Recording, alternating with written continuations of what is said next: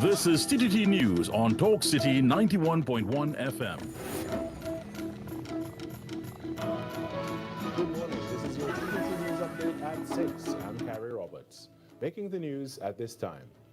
Minister of Transport and Civil Aviation, Eli Zakur, is assuring the public that measures are actively being implemented to strengthen internal controls, oversight mechanisms, and accountability systems. He noted that these efforts are intended to minimize opportunities for corrupt practices and illegal activities, particularly during the current period of heightened demand at the licensing offices and authorized vehicle inspection stations. Opportunities for corrupt practices and illegal activities. These measures include continuous review of operational procedures, the standardization of inspection and licensing processes, and the expansion of supervisory and audit functions to ensure closer monitoring of transactions, decision-making, and service delivery. Emphasis is being placed on segregation of duties, clear documentation requirements, and improved reporting structure to reinforce transparency and institutional integrity. The ministry is advancing The minister added that specific accommodations have been introduced to support elderly and differently able drivers in meeting legal requirements, especially concerning vehicle inspections and the renewal of driving permits. Systems have been implemented to identify and assist elderly persons where challenges may exist, allowing for priority service to reduce waiting times and physical strain. In addition, designated differently able parking is available at licensed facilities to improve accessibility and ease of movement. Further, measures include the decentralization of inspection services to bring them closer to communities, thereby reducing travel distance and congestion at central offices. Mr. Zakur further emphasized that staff have been sensitized to provide assistance, flexible processing, and reasonable accommodations during inspections and renewal transactions. Suriname's Minister of Transport, Communication and Tourism, Raymond Landveld, said one of the most important accomplishments for the region would be establishing the CARICOM single market. He was speaking at Canto Connect, a major three-day telecommunications and ICT conference and AGM, bringing together 400-plus participants from 37 countries across the Caribbean's digital sector. Minister Landveld made a case for pushing forward with the CARICOM single market. This is a discussion that we need to have. What's happening with the CARICOM single market? You know, let's not go to the economy yet, but the single market. Because one thing I learned from UNCTAD is that the countries that are rich now, their neighbors are their biggest trading partners.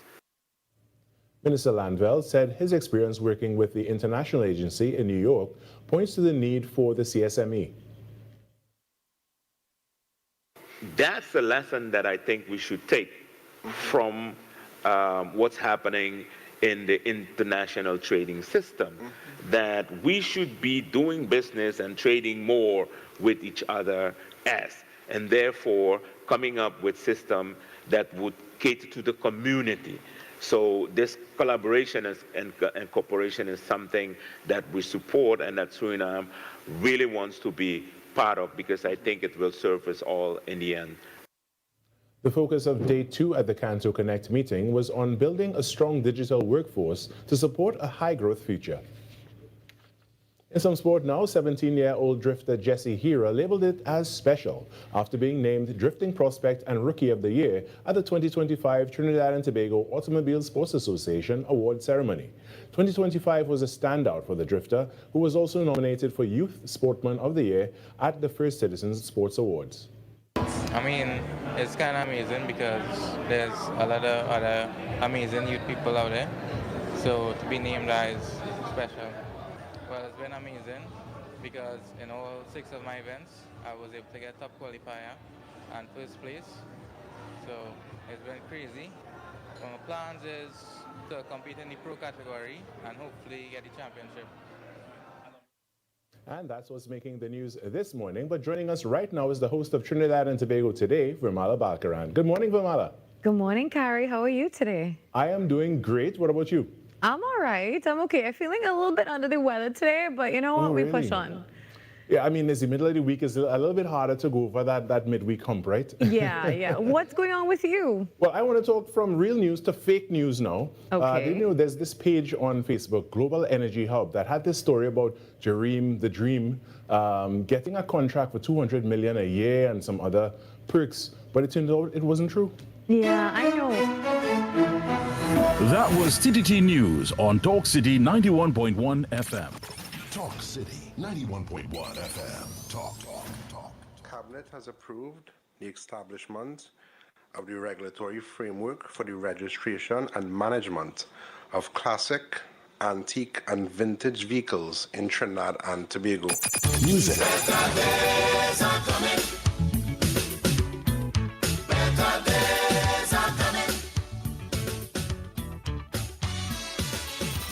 Culture. We are now in a state where I can now proudly announce that our gas production will increase by a significant amount given all the various projects that are now expected to come online. Engaging conversations, latest news, our music. This is Talk City 91.1 FM. These are not just stories, they are the echoes of who we are, passed down in voices, in silence, and in memory. From the heart of the Caribbean, where history, mystery, and magic meet, this is Echoes of Our Folklore. Echoes of Our Folklore. Your weekly journey into the legends, stories, and whispers of our islands. Brought to you by Talk City 91.1 FM. Across the Caribbean, stories of the supernatural have been passed down from generation to generation. One of the most well-known is the legend of the Duppy. A Duppy is believed to be the spirit of the dead, roaming the earth at night, unseen but never forgotten. Elders say there are ways to protect your home. One of the oldest traditions is simple. Sprinkle salt or rice grains around your doors and windows. Why? Because a Duppy, according to folklore, cannot enter until it counts every grain. And as the night wears on, the task becomes impossible. By the time the last grain is counted, the sun has risen, and the spirit must return to the other world. Whether taken as belief, tradition, or storytelling, the legend of the Duppy remains a powerful part of Caribbean culture, reminding us of the past, our ancestors, and the mysteries we still cannot explain. Another tale from our islands, reminding us that the past, the spirits, and the stories of our ancestors are never far away. You've been listening to Echoes of Our Folklore. Echoes of Our Folklore. Only on Talk City 91.1 FM.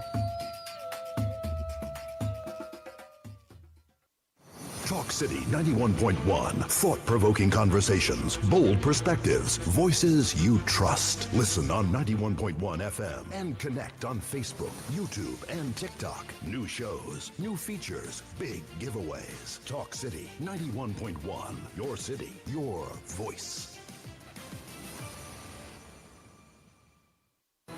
Your news, anytime, anywhere. TTT News brings you the facts that matter most. On air and online. More ways to stay informed. TTT News covers the stories that matter. Join us nightly at 7. TTT News. Committed, accurate, relevant.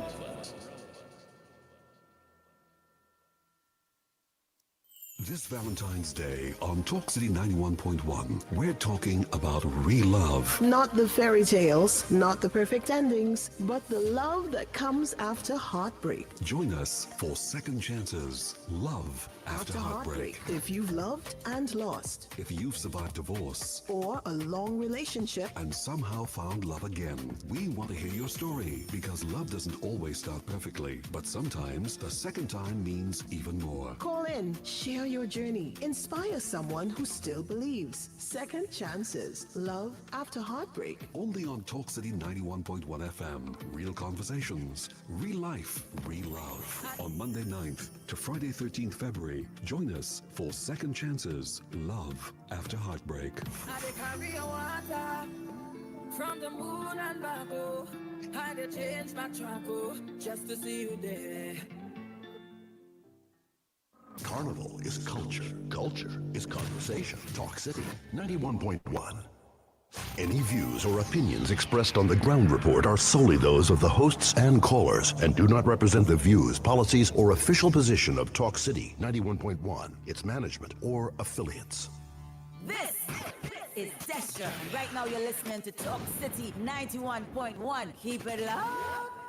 6 a.m. to 9 a.m. Join Andy Williams and Lennox Smith, the Ground Report team, as they rip apart the lies, half-truth, and misinformation that the mainstream media never discuss. The Ground Report.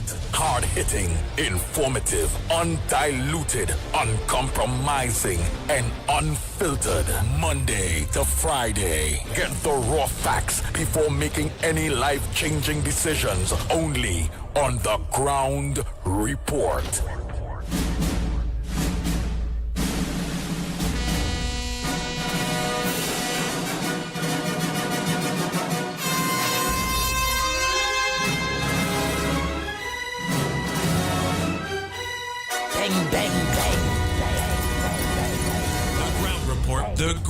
The ground report. The government of Trinidad and Tobago is not closing down Petrotrin. The ground report. The ground report. I would think that there's been very clear that all the employees of Petrotrin will exit the company. All. The Ground Report with Andy Williams and Lennox Smith.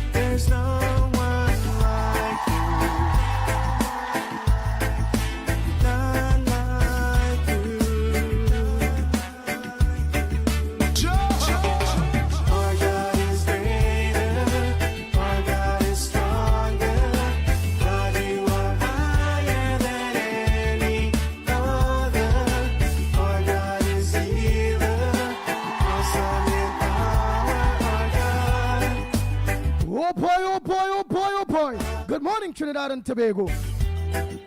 Time check. It's at 13 minutes past the hour of 6 o'clock. And you're listening to the Ground Report on Talk City 91.1 FM. Into the darkness you shine. And you're viewing, yes, you're viewing us and listening to us Ashes we rise. on our various media platforms. So when you leave your maxis, your taxis, your PH vehicles, your buses, so don't you leave your transport, you can still get us right on your phone.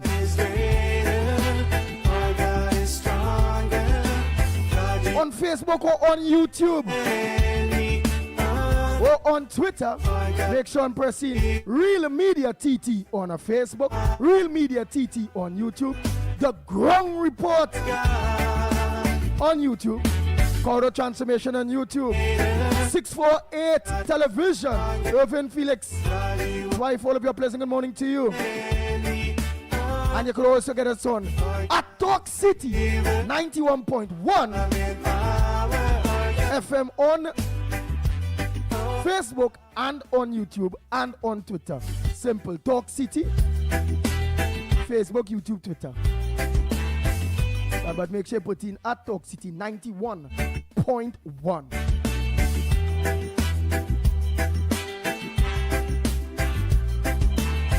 Let me say pleasant good morning to all maxi taxi drivers, PH drivers, bus drivers, truckers, panel vans, all sort of transportation, your personal car and all, that I lock on. A pleasant good morning to each and every one of you, the drivers. I always give you all my first acknowledgement because you all, for years, make the ground report the Pitbull #1.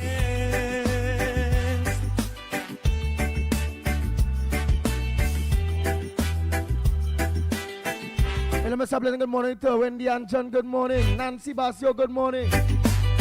Hey, Mira from Princess Song, good morning to you. Troy Smith, good morning. Hafrina, Mom, and a pleasant good morning to you. Dudat Mohan, good morning. Samantha, good morning to you. Mala, good morning. Ryan Ali John, a pleasant good morning to you. Matilda Rhodes, a pleasant good morning to you. Marilyn Sicharan, good morning. Anne-Marie Armin, a pleasant good morning to you. Nathaniel, good morning. Nita Ramlal, a pleasant good morning. 007, good morning. Biznat Pasada, good morning to you. Trini Nairo, good morning. Peter Samlal Singh, a pleasant good morning to you. Philip Fatboy, out there in Grandi, good morning to you, my brother.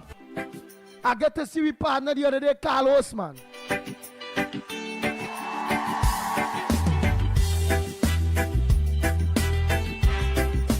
Carlos, tell me you're going all right.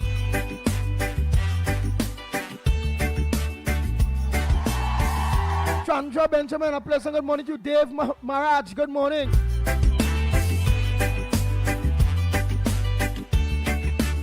Hey, Desmond Hines, good morning. Anthony Ford, a pleasant good morning to you. Donald Lewis, good morning.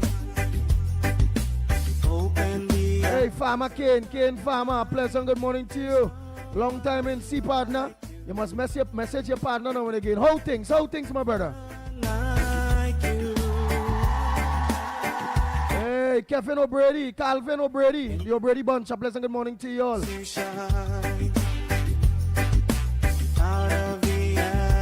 Hey, Chan Dots Saran, good morning to you. How are you going? I ain't see a little while, eh? Hey, Timothy Roberts, good morning to you. Ross, good morning. Marlon Citron, I don't tell you morning already, man. Hey, Kaladin Pasada, pleasant good morning to you. Zebrangani, good morning. Budram John, good morning to you. Sagdir Duki, how are you going? A pleasant good morning to you. Cyril, good morning. Ashmir, good morning to you. Bobby Sudru, good morning. Rishi, good morning. Jason Jeffrey, good morning. Into the darkness you shine. Ro, Ramnarayan, a pleasant good morning to you. Janelle. No one like you. Hey, Michael Scotland, a pleasant good morning. Gloria Escala, a pleasant good morning. Timal, good morning to you. Mangaroo, yeah boy. Uncle, a pleasant good morning to you. Mala Maraj, a good morning. Freddie Brown, Joyce Ram, good morning.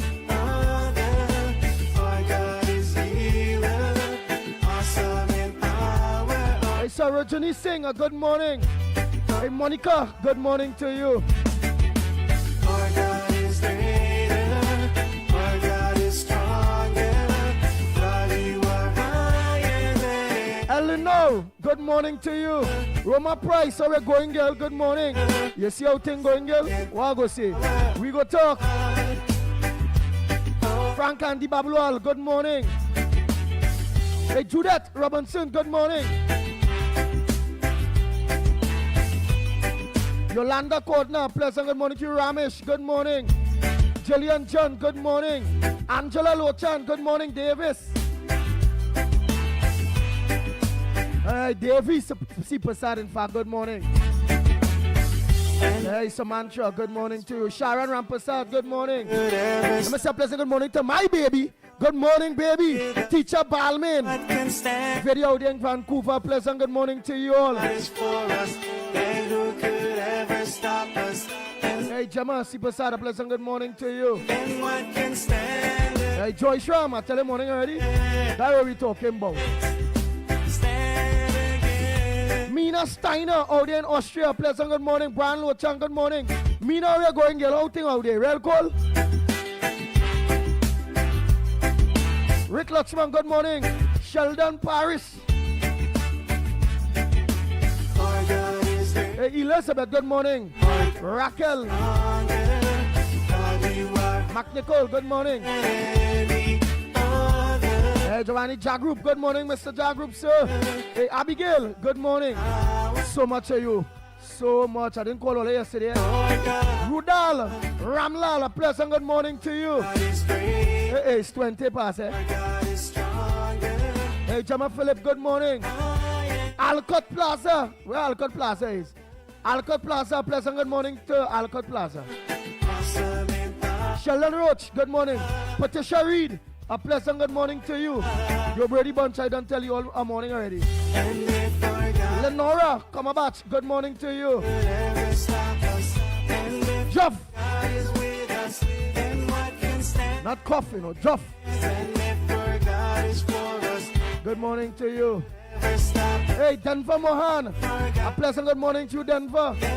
Oh, Darren Mohan, Councillor, pleasant good morning. Vega the Yorubu up there, man. Nasser Hussein. Hey, not forgetting, Councillor Neely Silva, good morning to you, my brother. Your wife. Hey, Delia. Hey, KK, getting ready for school? Hey, Tara, Brandon, pleasant good morning. Mina Sana say yes, Andy. It is very cold, eh? Really cold. This year, the winter is very cold. Rick Williams, good morning. I come up there, Austria, up there, so. I wanna come up there, so when it's sun hot. Or you could enjoy Austria with snow. Or Canada with all them kind of snow, they so thick, it means snow all up, so tall snow. I hear snow falling off people roof and breaking the neck, all kind of thing. How them roof and them don't cave in with snow, boy? You seen snow tall like the house on a roof. I they say, oh my God, in case that roof give away, it bury everybody there alive, you know. Stove, fridge, cat, dog, man, everybody there. They come like all they get put on ice like fish, you know. Yeah. You know it is, human being get put on ice by fish, automatic, quick like that. They ain't say get a gut sweet.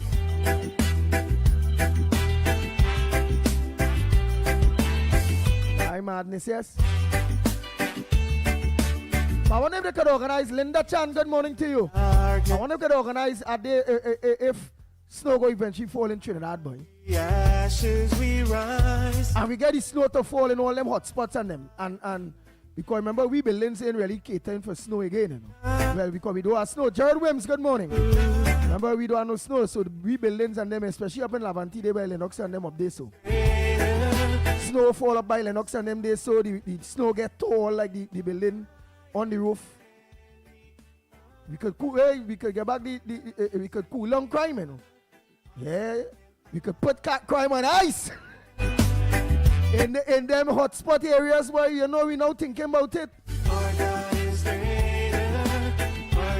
Some magic come about that we could put crime on ice. Up in all them spots and them up there, so where my co-host there, he did just a fight up with them up there, so yeah. Snowfall, it get tall, at least it reach about 6 inch. No, not inch, feet. Now, feet, that people tall up there, so is about 6 feet and thing. So we had to look for 8 feet of snow on roof. And let me see the roof cave in there, so. But only on all them criminal elements and them up in them area, they up there by Lennox and them side there, so. And then the snow must fall in what up and put all them criminal on ice. With us, and what can stand against? Then Lennox Smith go come out to have a press conference because that says his people, eh? Yeah. For God is with us, and what can stand against? Because I don't know, some of them up there so dumb. They have gun, but they're so dumb, eh? They might start to believe. They You might try to say, who put us snow on the roof? The 6, the 7, the 8, who? The Rasta, the CT, who put us snow on the roof? And then Lennox, because they're so dumb, somebody, they go say some gang put us snow on the roof, you know? And then Lennox will go come out with a press conference on TTT. I would like to say I'm so sorry for all those families, for all those family members that with the velocity of the snowy caving on them, that snow don't fall in Trinidad and Tobago. It's something rare, but it's so shocking that it just happened to fall over all those elements, homes, and bury them. I want to tell the family members that it's no gang that do that, and that they all need to kneel down and pray. Yeah, something like that. I don't know what could be he excused. Because he rather try to stop a war up there, because them so dumb. The gang says, I ain't talking about the good people in these areas, that they're going to believe it's one of them gang members or gangs or leaders create snow on the roof that put their brethren on ice and they want reprisal. Yeah, boy, it is so mad. It's so mad. I really, I can't live in them area, boy. I can't, I don't know. He's a man. He a really. Oh, where's a big word for belly, boy? Calabash. But you know they say calabash or belly. He's still in that area. A man was by he lineman. Boy, this man is a sick fella, you know, my co-host and all here. A man by he lineman Christmas Day, New Year's Day. Leave by he day. Go on to get some, because it's Christmas, it's New Year's. Get some drinks. Make 10 steps out of the building. Bang, bang, bang, bang, bang. And he's still there in that area, nobody. Man, I done gone. All now, so that area today is in February the 4th. That area that never see me again. But see me.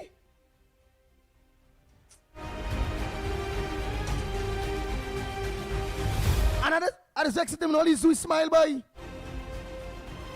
Answer back, man. We only smiling. Answer Lennox Smith.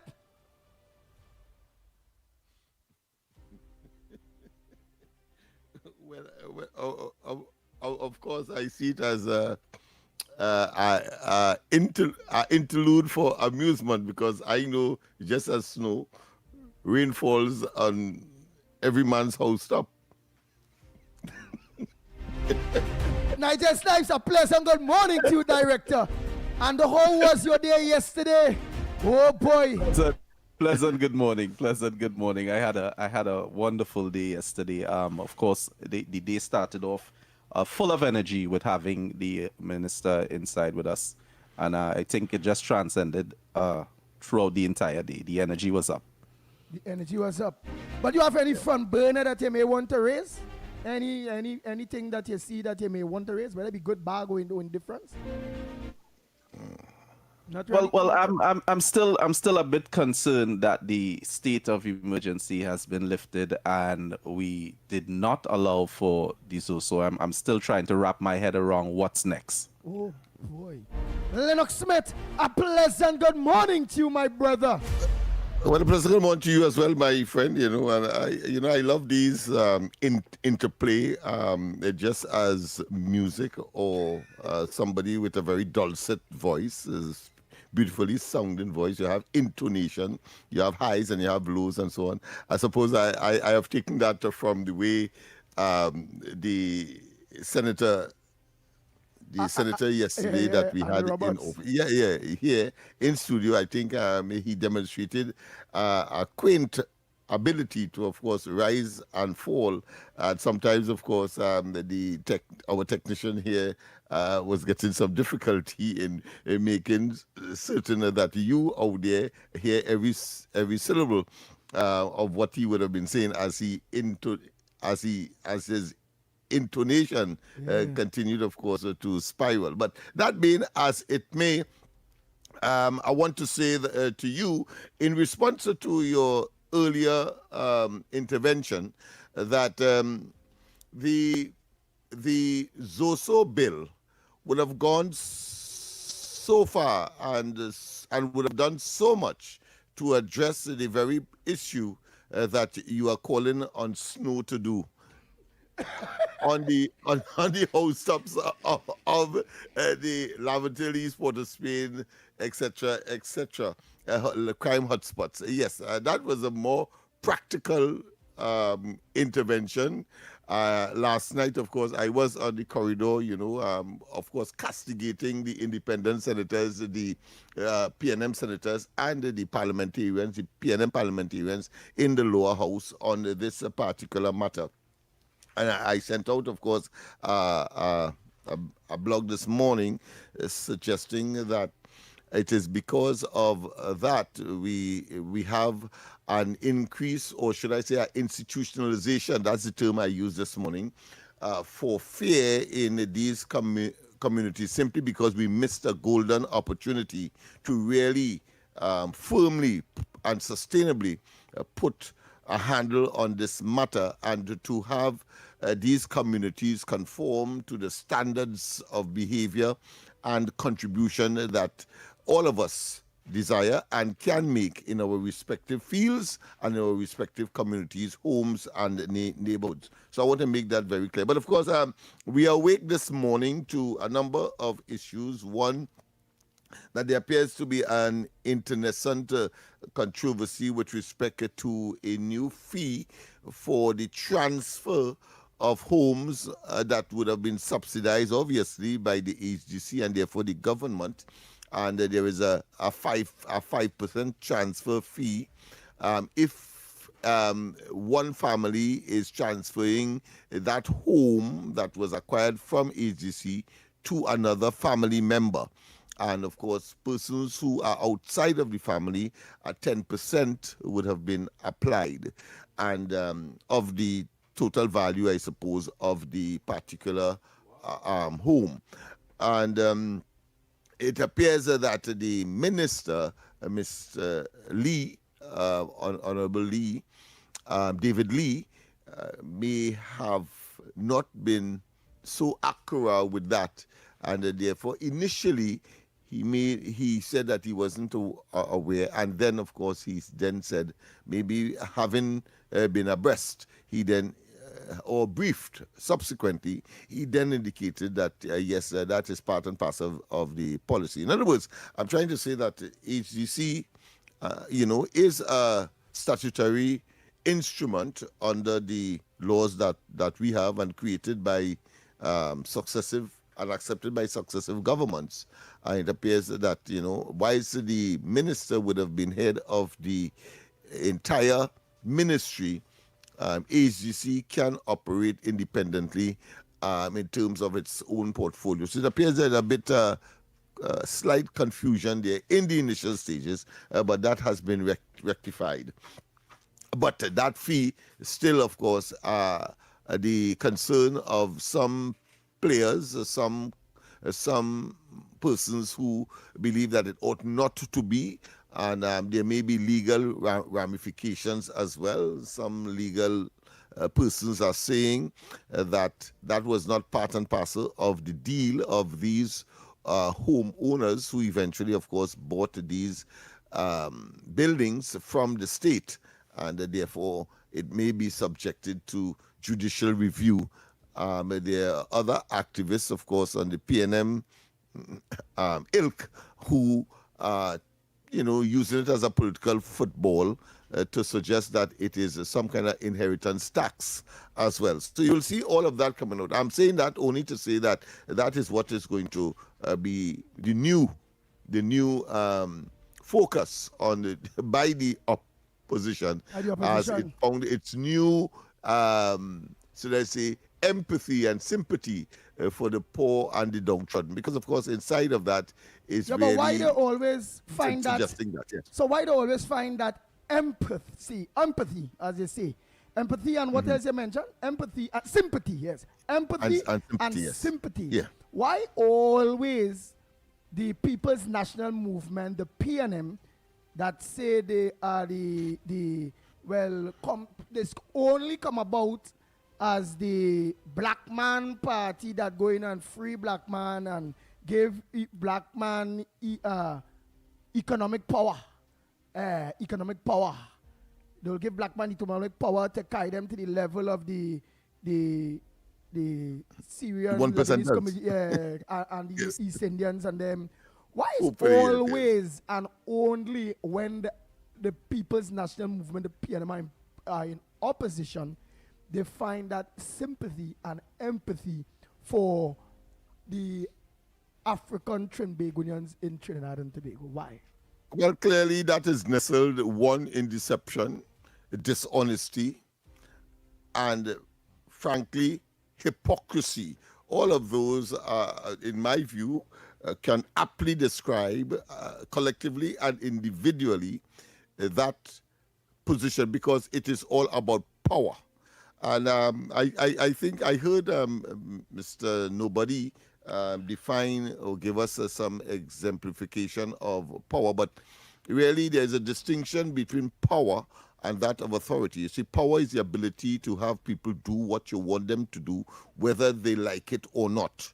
Whilst authority is the ability to use power because it is recognized by all. Our fundamental principle, yes. So that if you have authority, it means that you're using it in such a way that everybody, by and large, understands what the objective is, what the purpose is.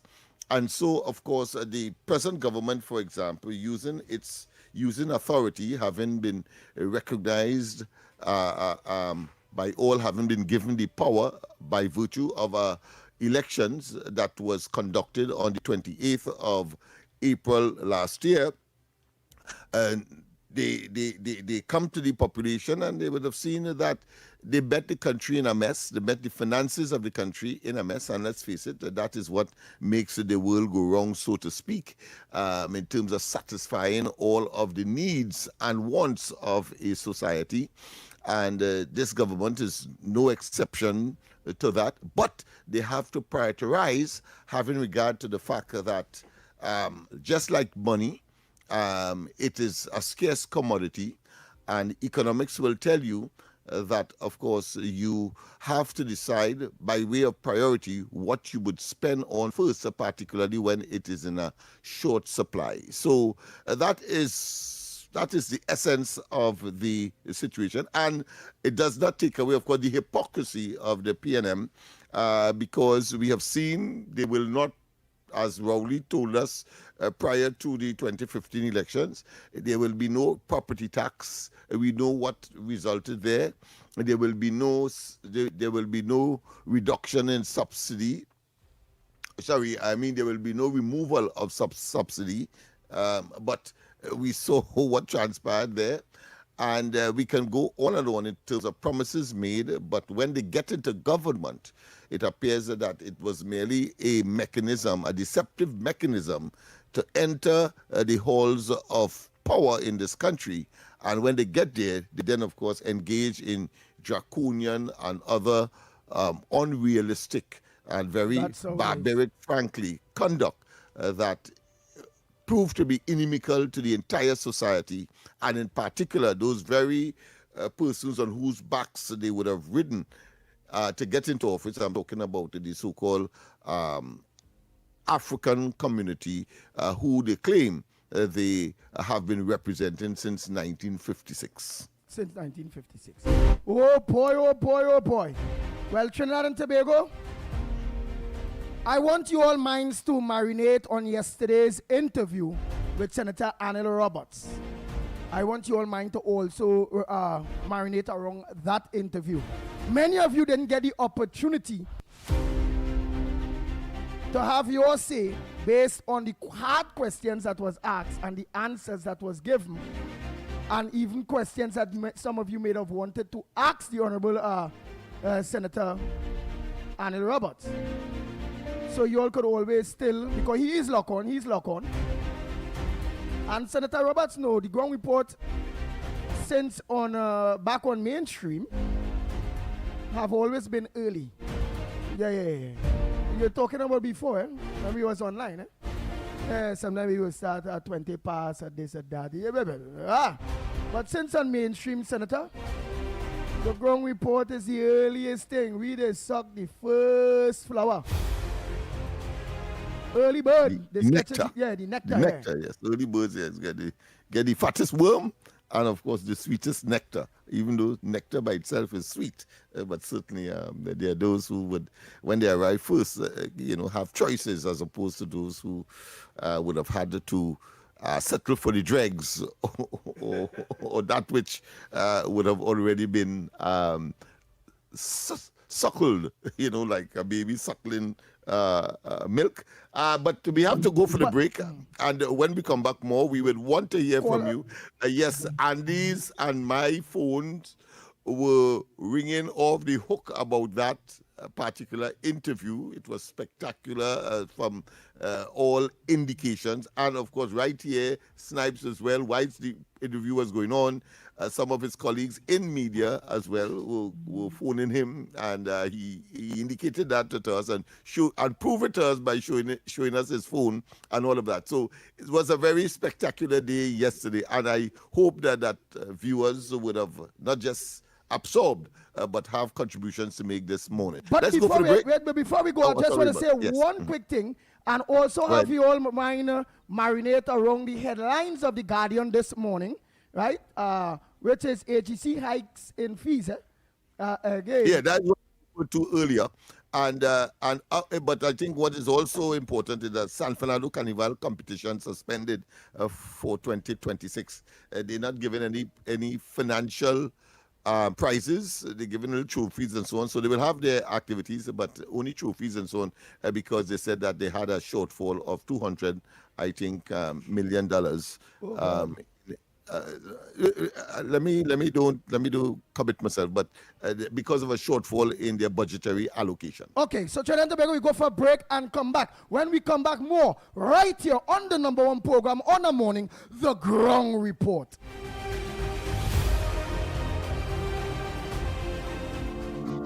If you are a migrant currently living in Trinidad and Tobago without legal immigration status, this message is for you. The government of Trinidad and Tobago has introduced a special registration process for migrants who have overstayed or entered the country illegally. The online registration process will begin from Monday 26th of January and end on Wednesday 25th of February 2026. All applicants are first required to register through the official portal at migrantregistration.gov.tt. That's migrantregistration.gov.tt.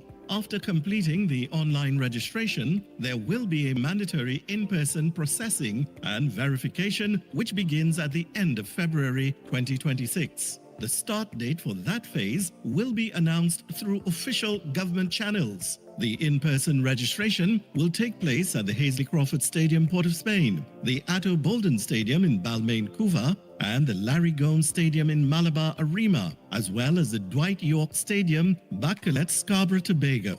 Applicants will undergo a comprehensive verification process, which will include vetting by the Trinidad and Tobago Police Service involving fingerprinting and background checks. You will also be required to undergo basic medical screening. Upon completion of the registration process, successful applicants will be required to pay $700 for the migrant registration card. The ministry reminds undocumented migrants your participation in this exercise is essential, as failure to register during this window will result in deportation. This special registration process for migrants is your opportunity to be documented, protected, and allowed to work legally in Trinidad and Tobago for a defined period. For additional instructions, along with online application and required forms, visit the official portal at migrantregistration.gov.tt. That's migrantregistration.gov.tt. This message brought to you by the Ministry of Homeland Security and the Information Division, Office of the Prime Minister.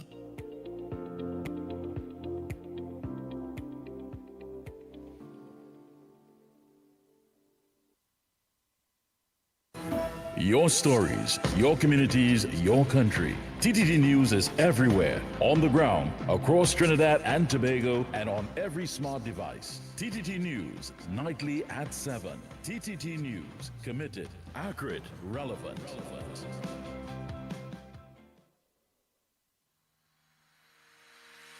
Every morning begins with a story. The headlines you need. The voices you trust. The conversations shaping our nation.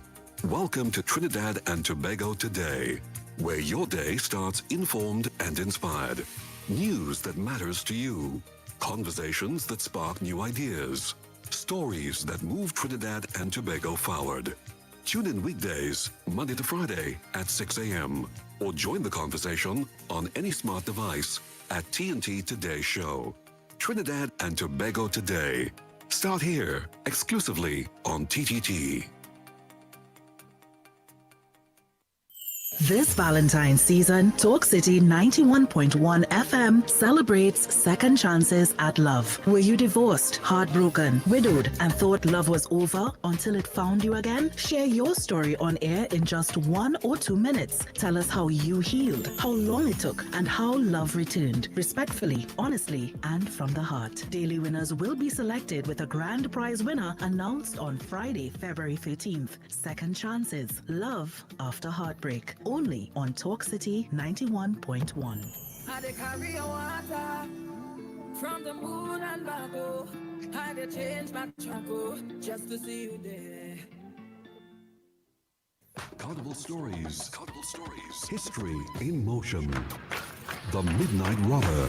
He speaks in riddles, he boasts battles never fought. He is both threat and theater, the Midnight Robber. Born from West African storytelling and the resistance culture of the enslaved, the robber used words as weapons. His long speeches were satire, protest, and performance in one. Through exaggerated language, he mocked authority, colonial power, and fear itself. In Carnival, the robber reminds us our ancestors survived not only with strength, but with wit.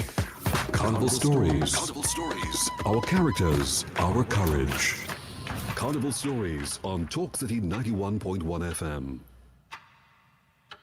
Talk City 91.1. Thought-provoking conversations, bold perspectives, voices you trust. Listen on 91.1 FM and connect on Facebook, YouTube, and TikTok. New shows, new features, big giveaways. Talk City 91.1. Your city, your voice. Digicel. Points get done, data get done, minutes get done, speed get done. Digicel is the real #1. Switch and done, hurry up and come cause. While you're waiting, everybody online speeding. Full bars to the top, yeah we leading. Digicel have it luck and you need to switch. Now is the right time to come in or sign up online. Digicel is one of a kind. Make up your mind and make the switch today. For 30 days you don't even have to pay. Keep that same phone number, don't worry, we've got you. With Digicel, the vibes got no way. But you have to switch today. Switch to the bigger, better network. Digicel, better together. Carnival takes a powerful turn because the Kaiso Dynasty is not just a tent, it's an experience. On Wednesday, February 4th, for one night only, the Kaiso Dynasty presents something new, exciting and different. Unity Night. One stage, one tent, one culture. Feel the fusion as Calypso meets Chutney in an historic celebration of rhythm and togetherness. Featuring Chutney powerhouses Ricky Jai, G.I., Robin J., Wackerman, Rampo, Lady Gypsy, Risa Nell, Avatar the Band, and the full cast of the Kaiso Dynasty, all under one roof. It all goes down at the Radisson Hotel, Wrightson Road, Port of Spain. Showtime, 8 p.m. sharp. Tickets, $200, 2 for $350. Reserved, $400. Call 623-9660. The Kaiso Dynasty, where culture connects, music unites, and history is made. Mass in the streets. Talk in the city. Talk City 91.1. This is Destra. And right now you're listening to Talk City 91.1. Keep it locked. The ground report. The ground report. The government of Trinidad and Tobago is not closing down Petrotrin.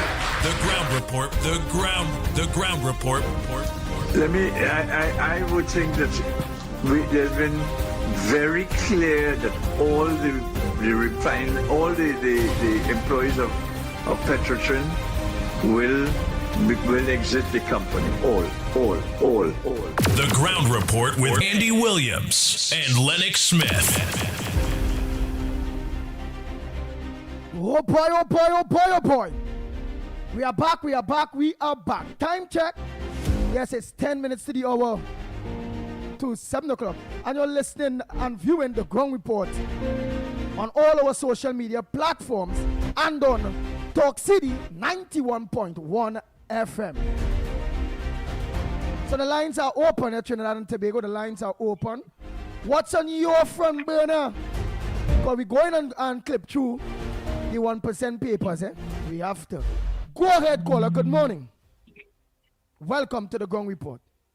Good morning. Pleasant morning to the Ground Report.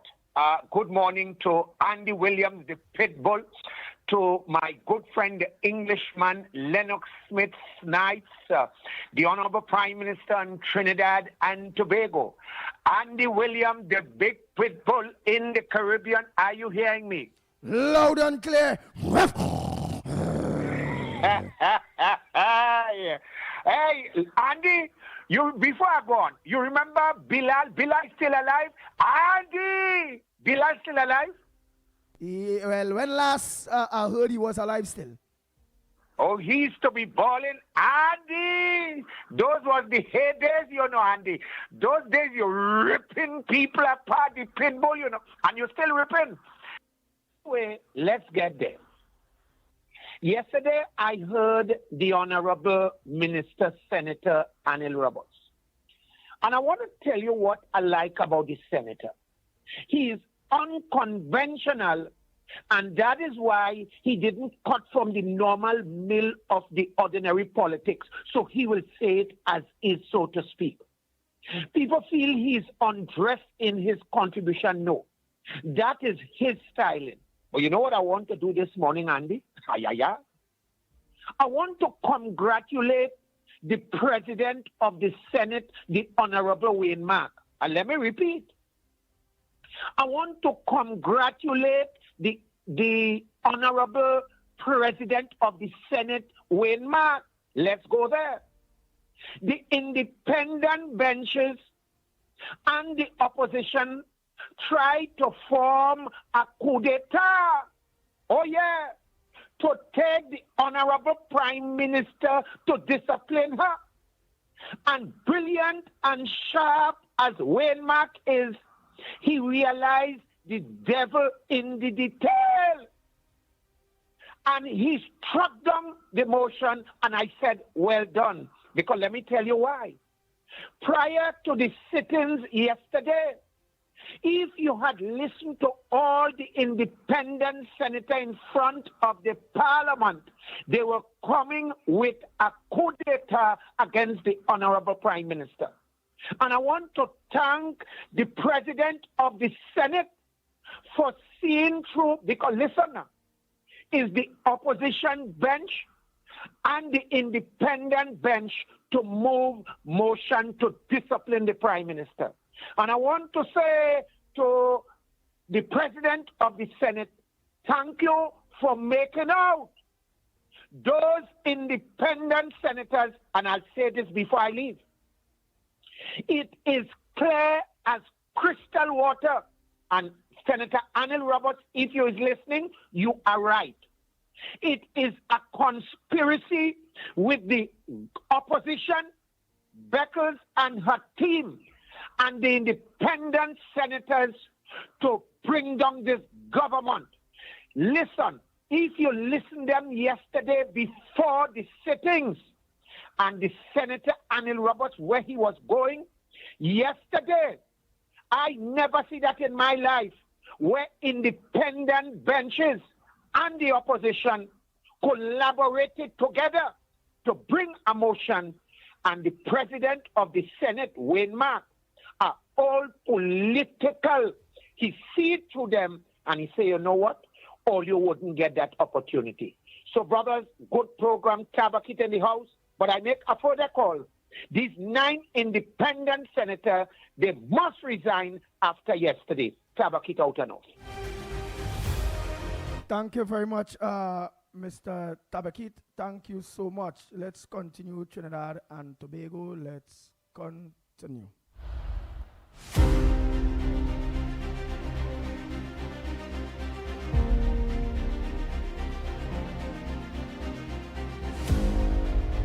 Good morning, Andy. Good morning, Lennox. Good morning, Andy. Good morning, Lennox. Andy, what going on with them walking them by? All them walking them only behind the Kirani bridge, so in Chicago's down. I listen it.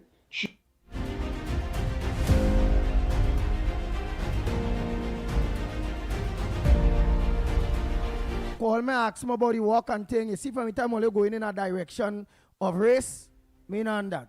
I really not on that. By the end of the day. Again, if this present government did meet money, I sure ERP, CPEP, and all those various programs would have been open still, okay? Let's continue. Morning, caller. Morning. Morning to you. Andy, since last week I was calling you to tell you, all you don't talk about this killing with the police officers and things. The commissioner had made a statement saying that how we had put a senior police officer to investigate. Right? All we have to do now is wait on the outcome of the investigation and we'll talk about it. The same thing Arnold come and talk about yesterday. And next thing again though, yesterday, I don't know if you all get a chance to listen to Arnold in the Senate yesterday. He have Alwari standing up about 16 times on the standing order. I find he should have remained standing because the amount of standing order he called on and all was turned down. I didn't know he become a white man after he changed his name to Alwari from Johnny Sukaran. All that I get to know yesterday. Yeah. And Andy, tell Lennox I'm calling him. I want to talk to him personal. All right. Call him after the program at 9 o'clock. He hearing that? Yeah. Tell him I expect a call. All right. He hearing that. He will expect that call from you, my friend. Come, Trinidad and Tobago. Let's continue. Oh, boy.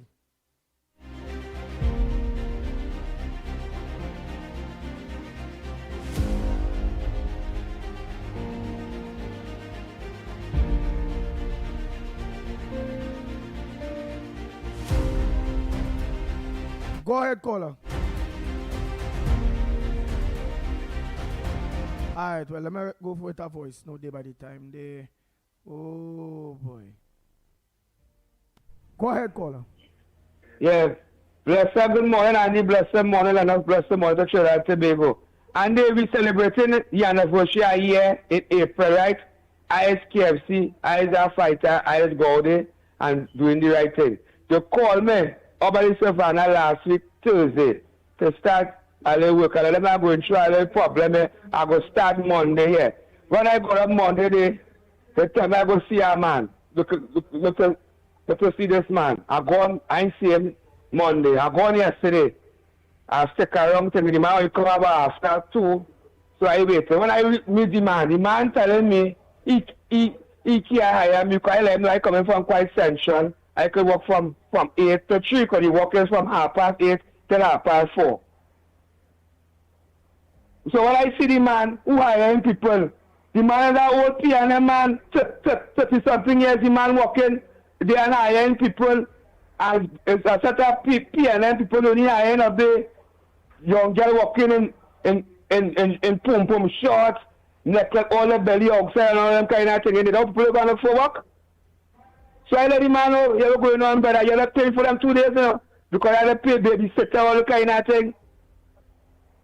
And nobody in calling me and assist me, I going out and knocking on doors, no kind of assistance. I see me working at a certain place. This, that, I say, good morning to you, Honorable Jolene John. She talk and saw the highway and the bitumen and place them all looking and no walking going on. So that what she tell me. A man who fight and toy with them. They've been calling me like I'm fighting out certain things through social development.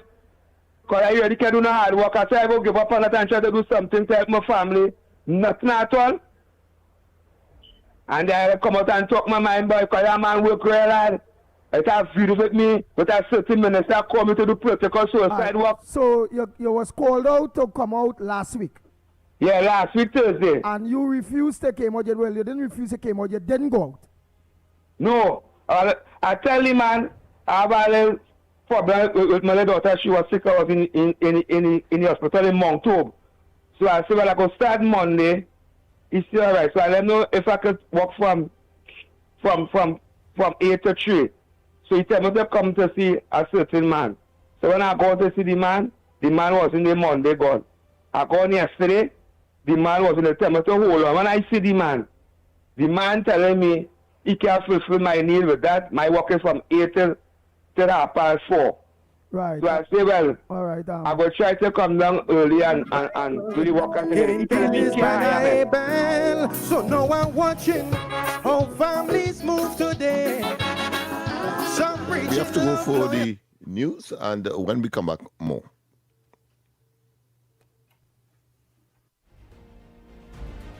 Committee Mbao Mohini outlined one of the key factors of the Young Kings competition to the audience gathered at the Queen's Park Savannah. The winners over the years have all moved on. In other words, you win and you are not allowed to come back, because the objective is to give that new individual the recognition that they need, that could take them forward to build their career, their performances, and everything else within the art form. Tuesday night's performance was the 40th edition of the NACC's Young Kings competition. Staying with the Senate, Minister of Homeland Security Roger Alexander has expressed deep concern about recent murder-suicides, particularly those connected to a history of domestic violence. He emphasized that these tragic incidents highlight the urgent need for early intervention, stronger victim support, and well-coordinated prevention strategies. Responding to a question in the Senate on Tuesday, Minister Alexander said the Trinidad and Tobago Police Service, through its Victim and Witness Support Unit and Crisis Response Team, has implemented a range of targeted measures aimed at reducing domestic violence-related crimes, enhancing early intervention efforts, and preventing fatalities.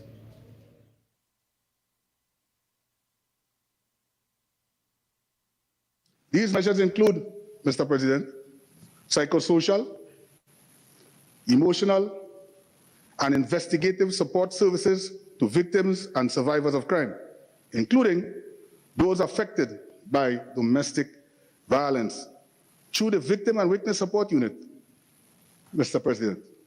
This includes counseling, safety planning, referral to partner agencies, and ongoing case management for high-risk situations.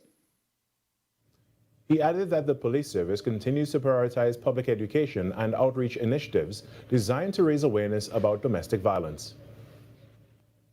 These initiatives include youth mentorship programs, male empowerment initiatives, women's wellness programs, teen survival groups interventions, early abuse symposium, community lectures on domestic violence investigations, and nationwide youth violence prevention and digital safety education. The president of the Mixed Martial Arts Association of Trinidad and Tobago, Adam Chin Leong Kam, together with the president of the Trinidad and Tobago Olympic Wrestling and Beach Wrestling Federation, Mr. Kerry Grant, paid a courtesy call on the Minister of Sport and Youth Affairs, Philip Watts, following their recent designation as official national sporting bodies. During the meeting, both leaders were praised for their decades of commitment and vision in advancing and promoting their respective disciplines throughout Trinidad and Tobago. Minister Watts congratulated them on their contributions to sport development and shared his enthusiasm for the continued expansion of mixed martial arts, wrestling and beach wrestling within the country's sporting arena. And that was your TTT News Update. I'm Carrie Roberts. After the break, we return to Trinidad and Tobago today.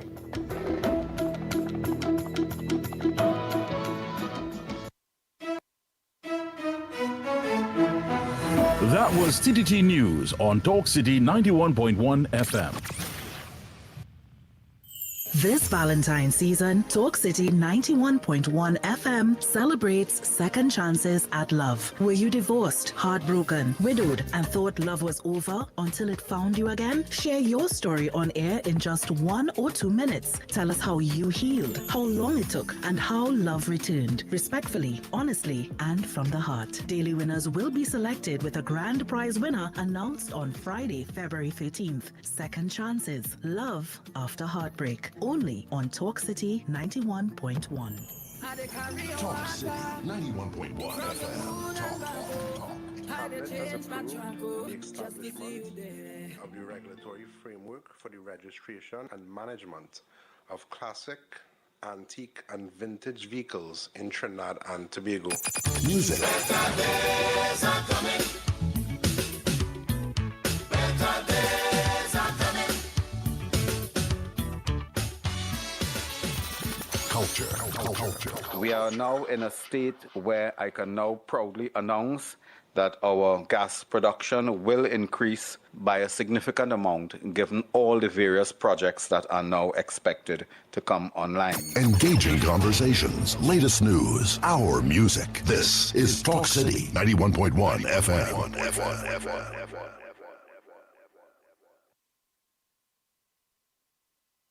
These are not just stories, they are the echoes of who we are, passed down in voices, in silence, and in memory. From the heart of the Caribbean, where history, mystery, and magic meet, this is Echoes of Our Folklore. Echoes of Our Folklore. Your weekly journey into the legends, stories, and whispers of our islands. Brought to you by Talk City 91.1 FM.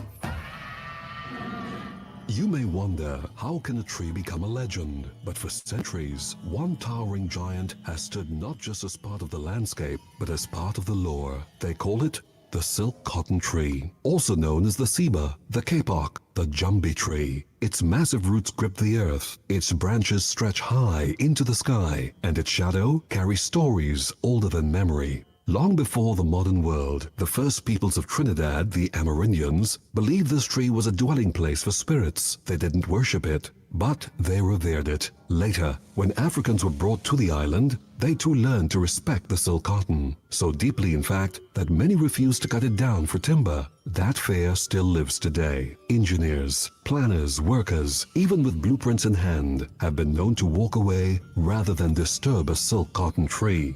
Better to reroute a road than to awaken what lies within. For the old stories warn, inside the trunk, inside the roots, dwell spirits not meant to be disturbed. And if you dare to cut it, if you strike the silk cotton, if you chop away even a single piece, the lore says you will be struck dead.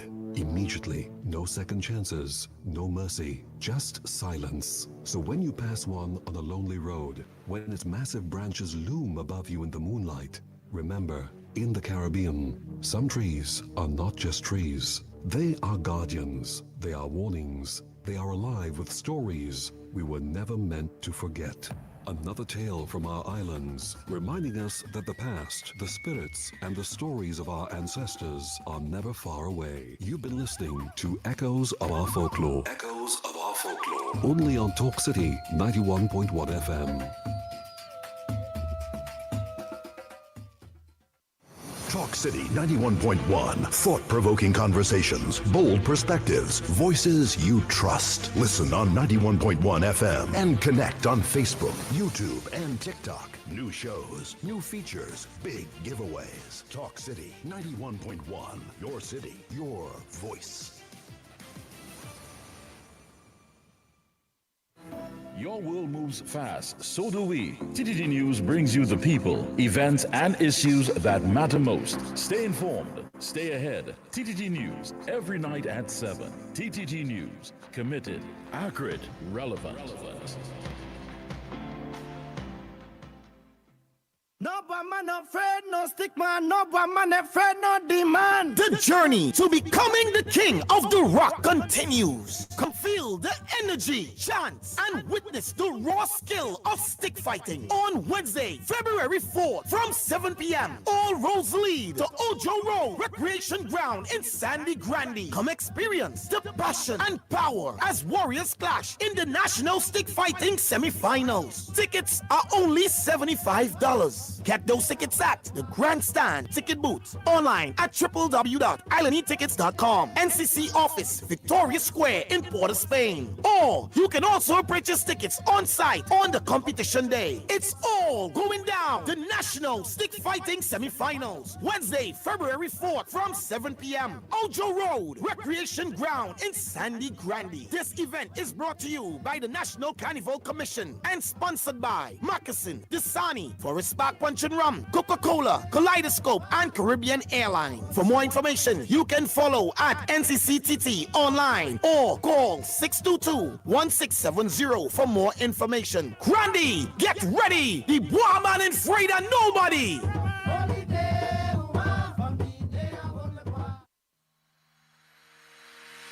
Every morning begins with a story. The headlines you need. The voices you trust. The conversations shaping our nation. Welcome to Trinidad and Tobago Today, where your day starts informed and inspired. News that matters to you. Conversations that spark new ideas. Stories that move Trinidad and Tobago forward. Tune in weekdays, Monday to Friday at 6 a.m. or join the conversation on any smart device at TNT Today Show. Trinidad and Tobago Today. Start here, exclusively on TTT.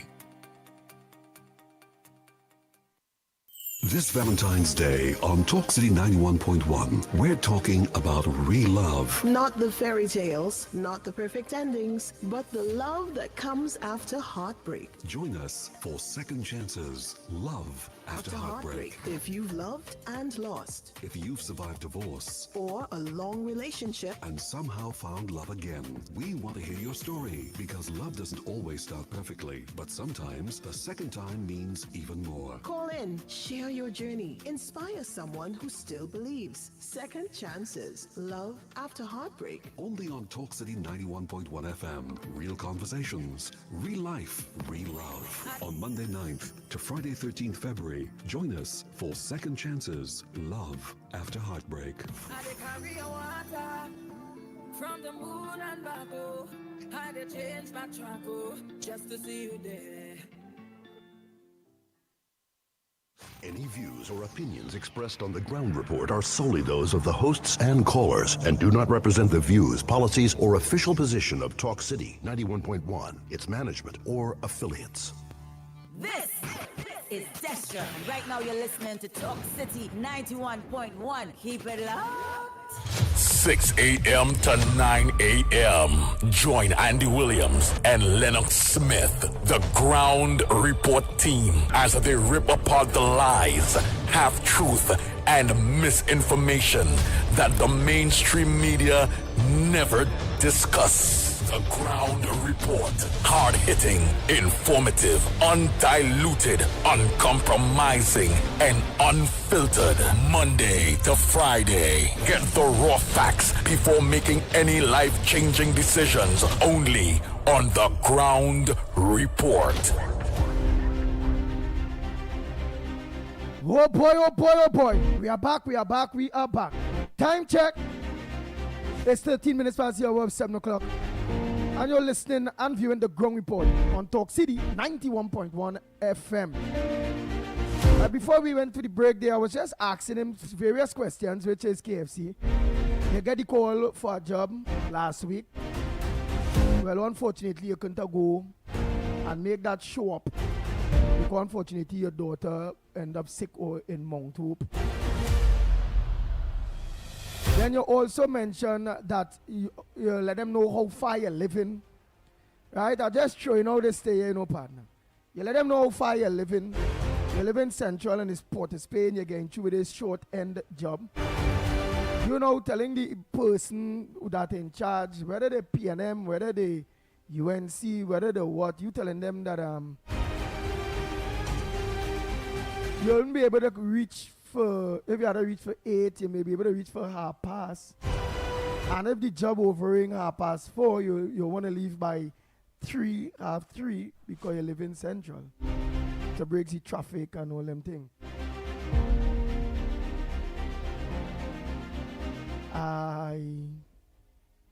I say no more.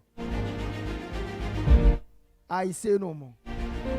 I am a boss man, and I got put to execute a job for the government or whoever it go. And even at a private capacity, if it is, I want a worker.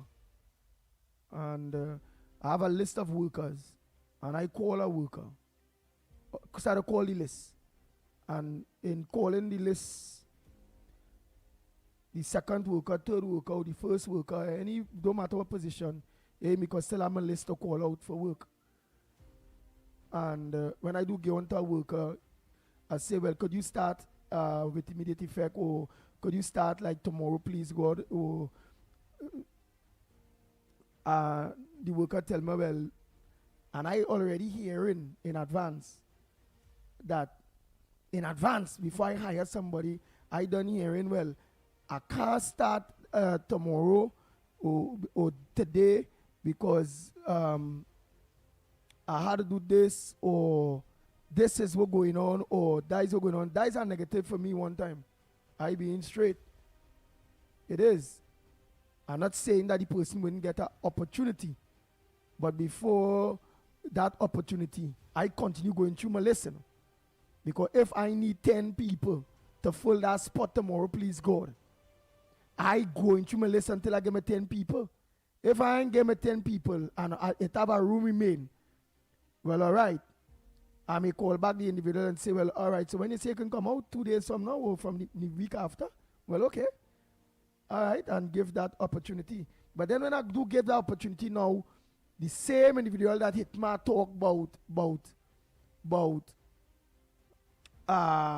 can't make one time and we'll have to give them the rest of the week and could start fresh the following week.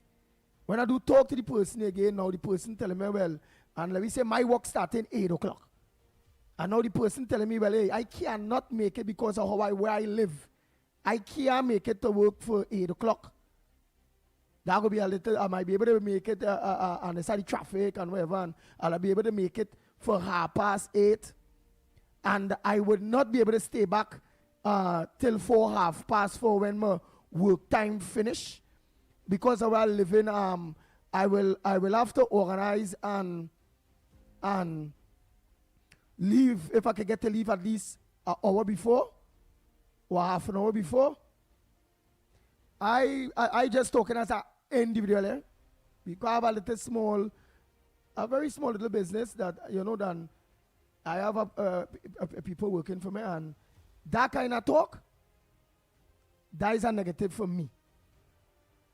One time, the red flag that raised it for me is trouble before you even start to work for me. Right? And that kind of talk, I don't want to hear that kind of talk if I hiring a family, a cousin, a UNC, a PNM. I don't want that kind of talk. I'm just being straightforward.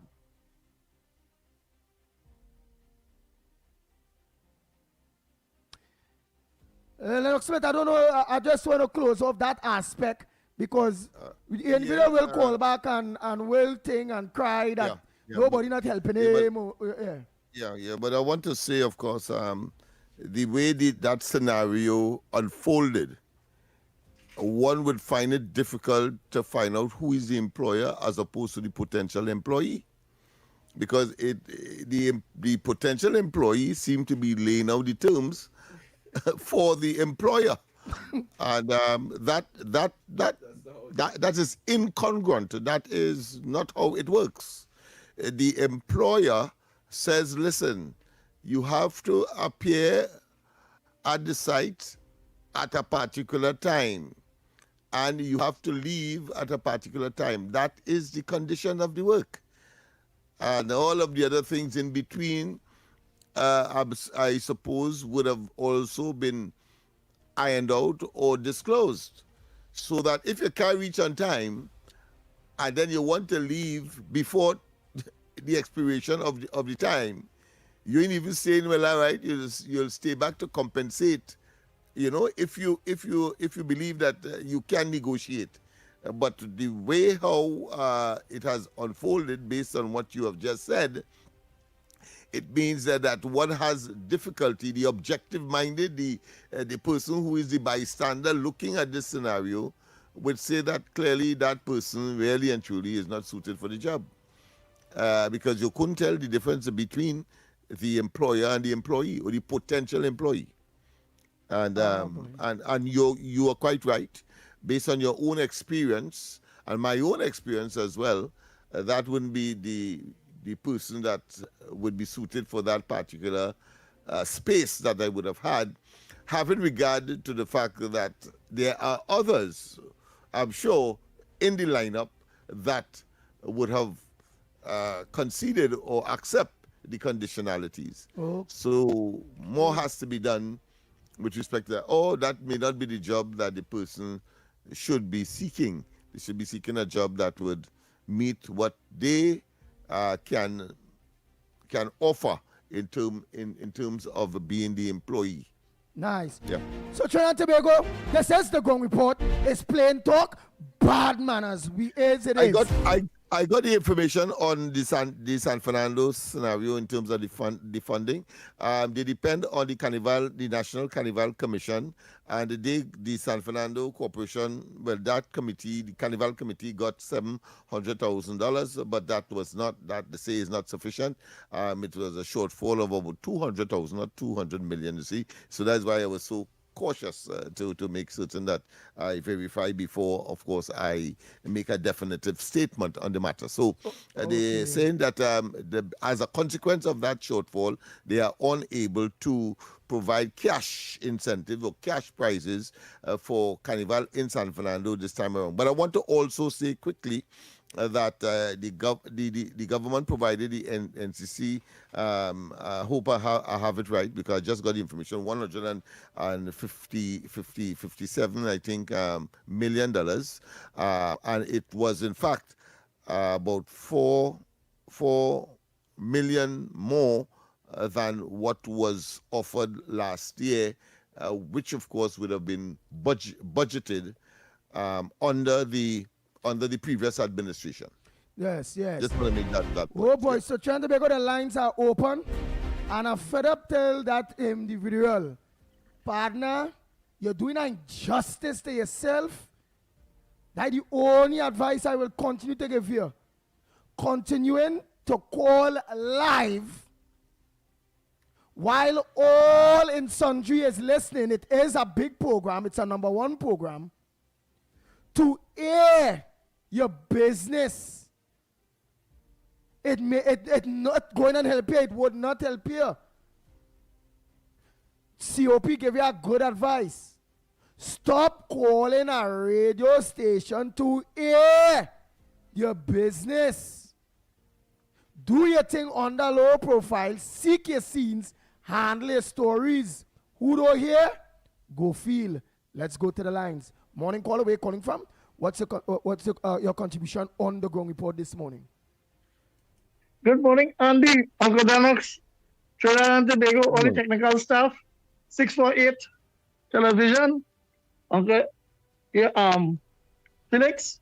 Yeah, so Andy, first I would like to deal with this problem, right? When you all had talking about the independent senator appointed by the PNM president. The independent benches, they start to retaliate and say they're being accused wrongfully, right? Now, I want to ask Trinidad and Tobago a question. When our esteemed political leader, the Honorable Ms. Kamla Prasad Disasa SC, as the Prime Minister of the Republic of Trinidad and Tobago, who the citizens voted for her on the 28th of April, bring bills to the parliament to serve the people, right? And to make their life better.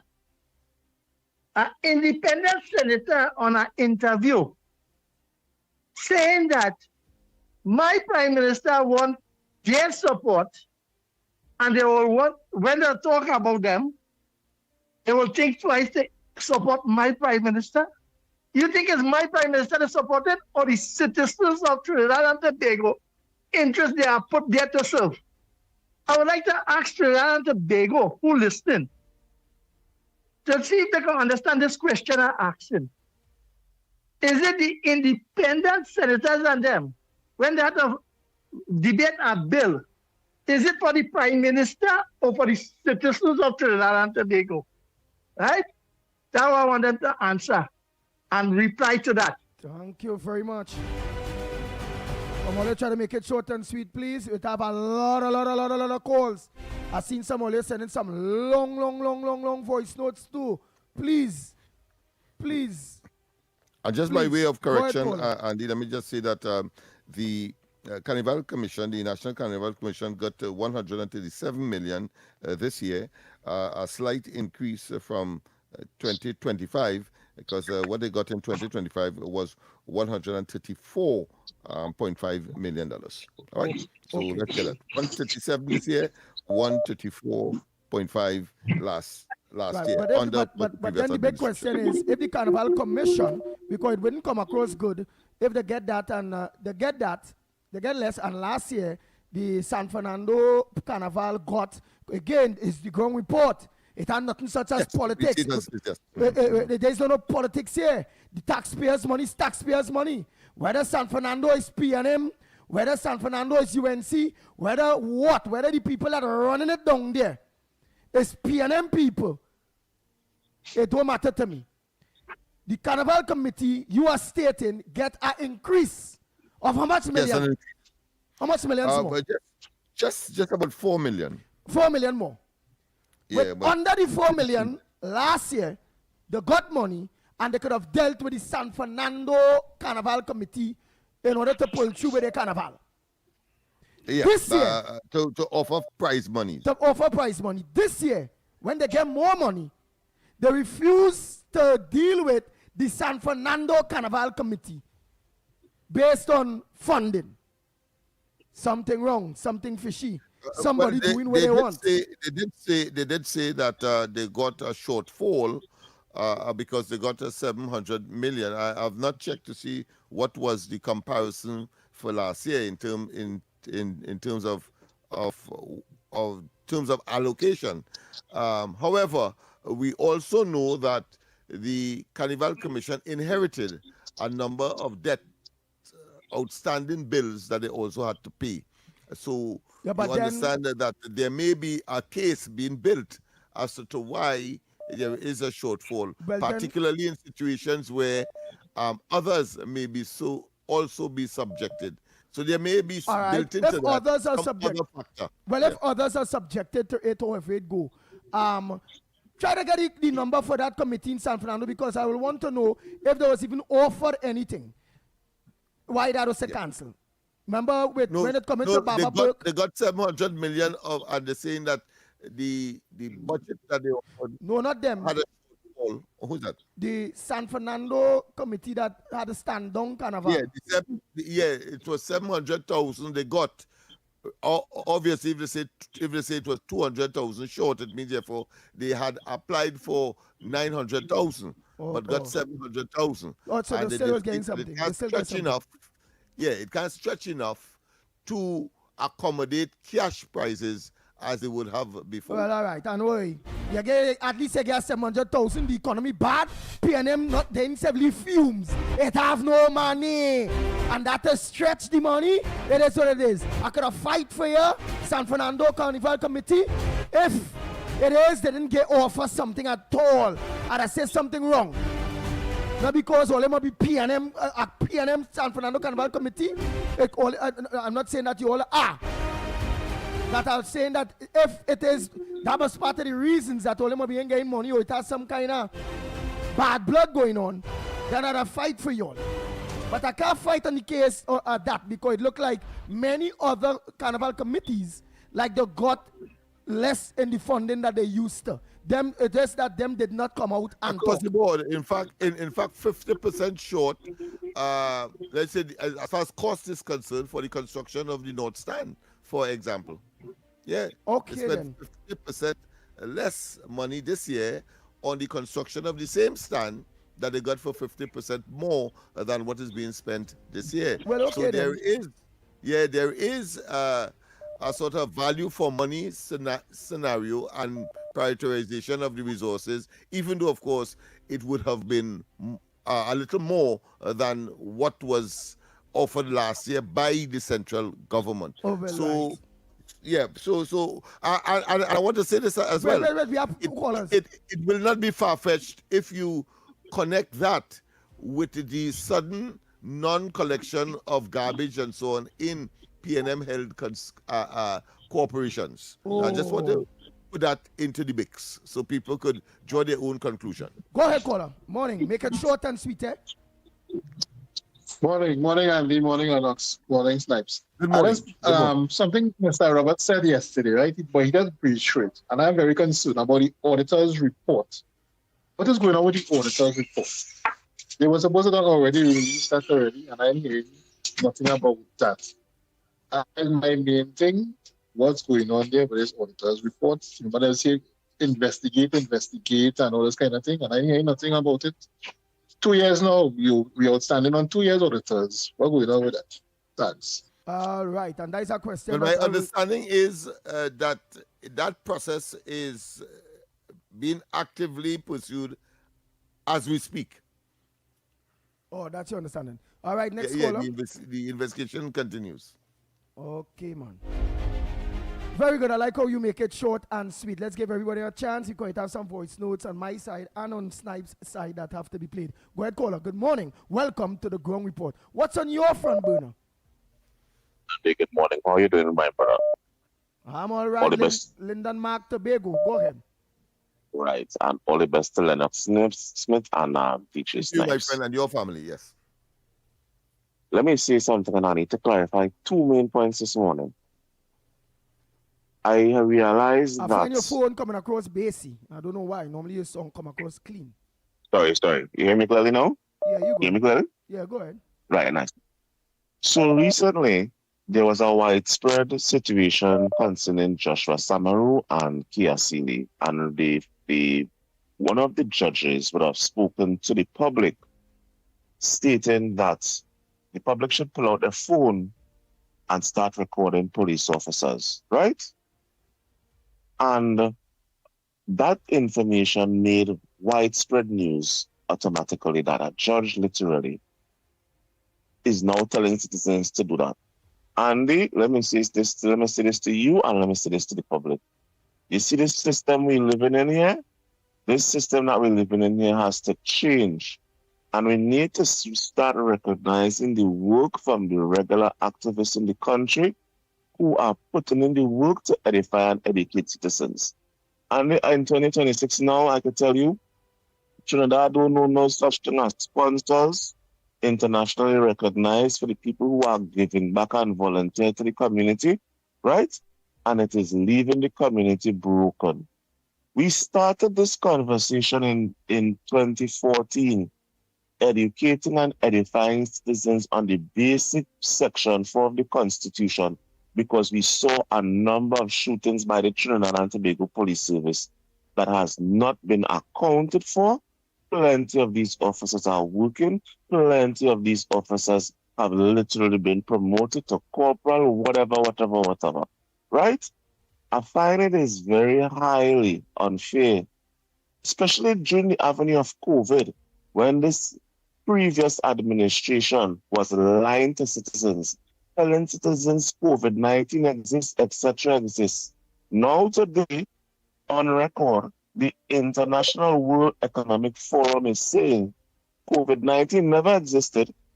It was an international test to see how human beings are tested to the limits. And we have people now who have literally died from taking this drug and people who are now paralyzed. Okay? And I'm saying to say this, if the regular people who are doing the actual work cannot be recognized because government entities are not taking the time to actually do the work, and we just following an international trend, well, boy, I am really worried for this country and its sake, because, and I have to tell you, I saw that headline yesterday, and I was literally broken. When we saw doctors would give awards, doctors in this country will never take up the time and do the independent research for themselves.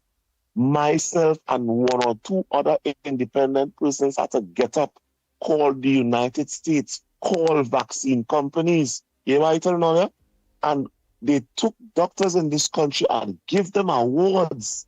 This wicked, evil government that we just voted out. And I'm saying to you all, recognition is recognition, and it should not be whether you is for this or that. If we cannot recognize the people who are actually doing the work, well, I don't even know if God come and help this country. It seems to me it's a favoritism and it's a status thing, and I think that seriously needs to stop. And that's basically where I end my contribution. This morning I have to consider whether or not I want to continue thank you very much, being an my activist. friend. But we have to go for a break. Sorry for that interruption, but we have to go for a break. Yeah, make your contribution, as we have said, very compendious. So we go for the break, and when we come back, more on this edition of the Ground Report is getting pretty lukewarm in here. If you are a migrant currently living in Trinidad and Tobago without legal immigration status, this message is for you. The government of Trinidad and Tobago has introduced a special registration process for migrants who have overstayed or entered the country illegally. The online registration process will begin from Monday 26th of January and end on Wednesday 25th of February 2026. All applicants are first required to register through the official portal at migrantregistration.gov.tt. That's migrantregistration.gov.tt. After completing the online registration, there will be a mandatory in-person processing and verification which begins at the end of February 2026. The start date for that phase will be announced through official government channels. The in-person registration will take place at the Hazley Crawford Stadium, Port of Spain, the Atto Bolden Stadium in Balmain, Couva, and the Larry Gomes Stadium in Malabar, Arima, as well as the Dwight York Stadium, Bacalet, Scarborough, Tobago. Applicants will undergo a comprehensive verification process, which will include vetting by the Trinidad and Tobago Police Service involving fingerprinting and background checks. You will also be required to undergo basic medical screening. Upon completion of the registration process, successful applicants will be required to pay $700 for the migrant registration card. The ministry reminds undocumented migrants your participation in this exercise is essential, as failure to register during this window will result in deportation. This special registration process for migrants is your opportunity to be documented, protected, and allowed to work legally in Trinidad and Tobago for a defined period. For additional instructions, along with online application and required forms, visit the official portal at migrantregistration.gov.tt. That's migrantregistration.gov.tt. This message brought to you by the Ministry of Homeland Security and the Information Division, Office of the Prime Minister.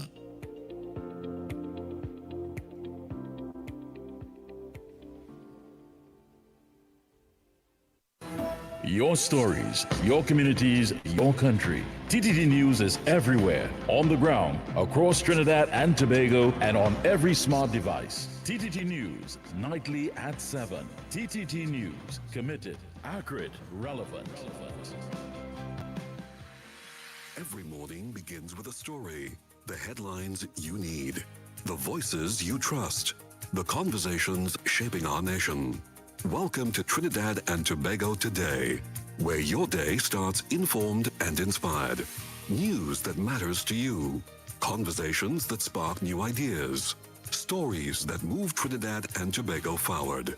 Tune in weekdays, Monday to Friday at 6 a.m. or join the conversation on any smart device at TNT Today Show. Trinidad and Tobago Today. Start here, exclusively on TTT.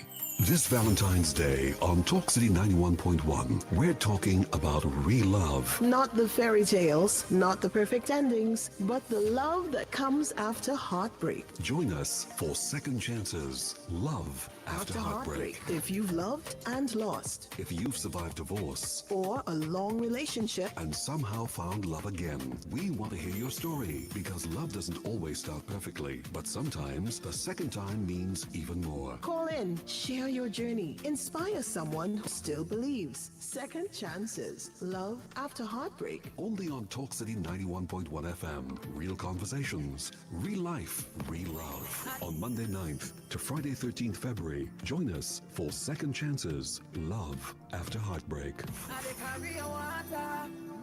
From the moon and back, oh, I did change my track, oh, just to see. Calling all culture lovers. Are you ready to dive into the heart and soul of Trinidad and Tobago? Tune in to Culture Talk, where we explore the vibrant traditions, sizzling rhythms, and rich stories of our island every Saturday from 7 to 9 p.m. with Short Pants. And how do you feel about Calypso? On Sunday, Short Pants opens the doors of the Kaiso Cafe from 1 to 5 p.m. You can share your views, chat with the singers, hear some of the best calypsos that were ever sung, and learn a little something and more about our Trinbago culture. Culture Talk on Saturday and Kaiso Cafe on Sunday with Short Pants on Talk City 91.1 FM. Pan on the road. Pan on the road. Voices on the air. Talk City 91.1.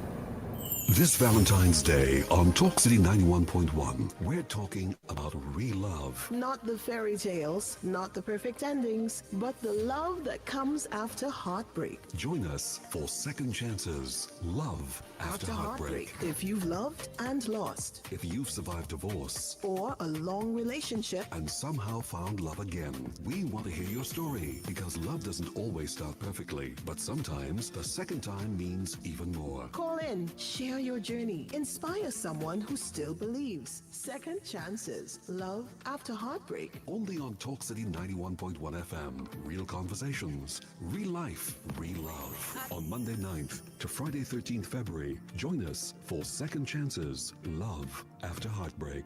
I did carry a water from the moon and back, oh, I did change my track, oh, just to see you there. This is Desha. And right now you're listening to Talk City 91.1. Keep it locked.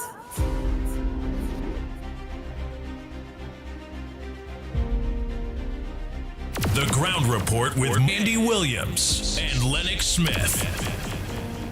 Oh boy, we are back. Trying to make sure we cut all of that short and sweet.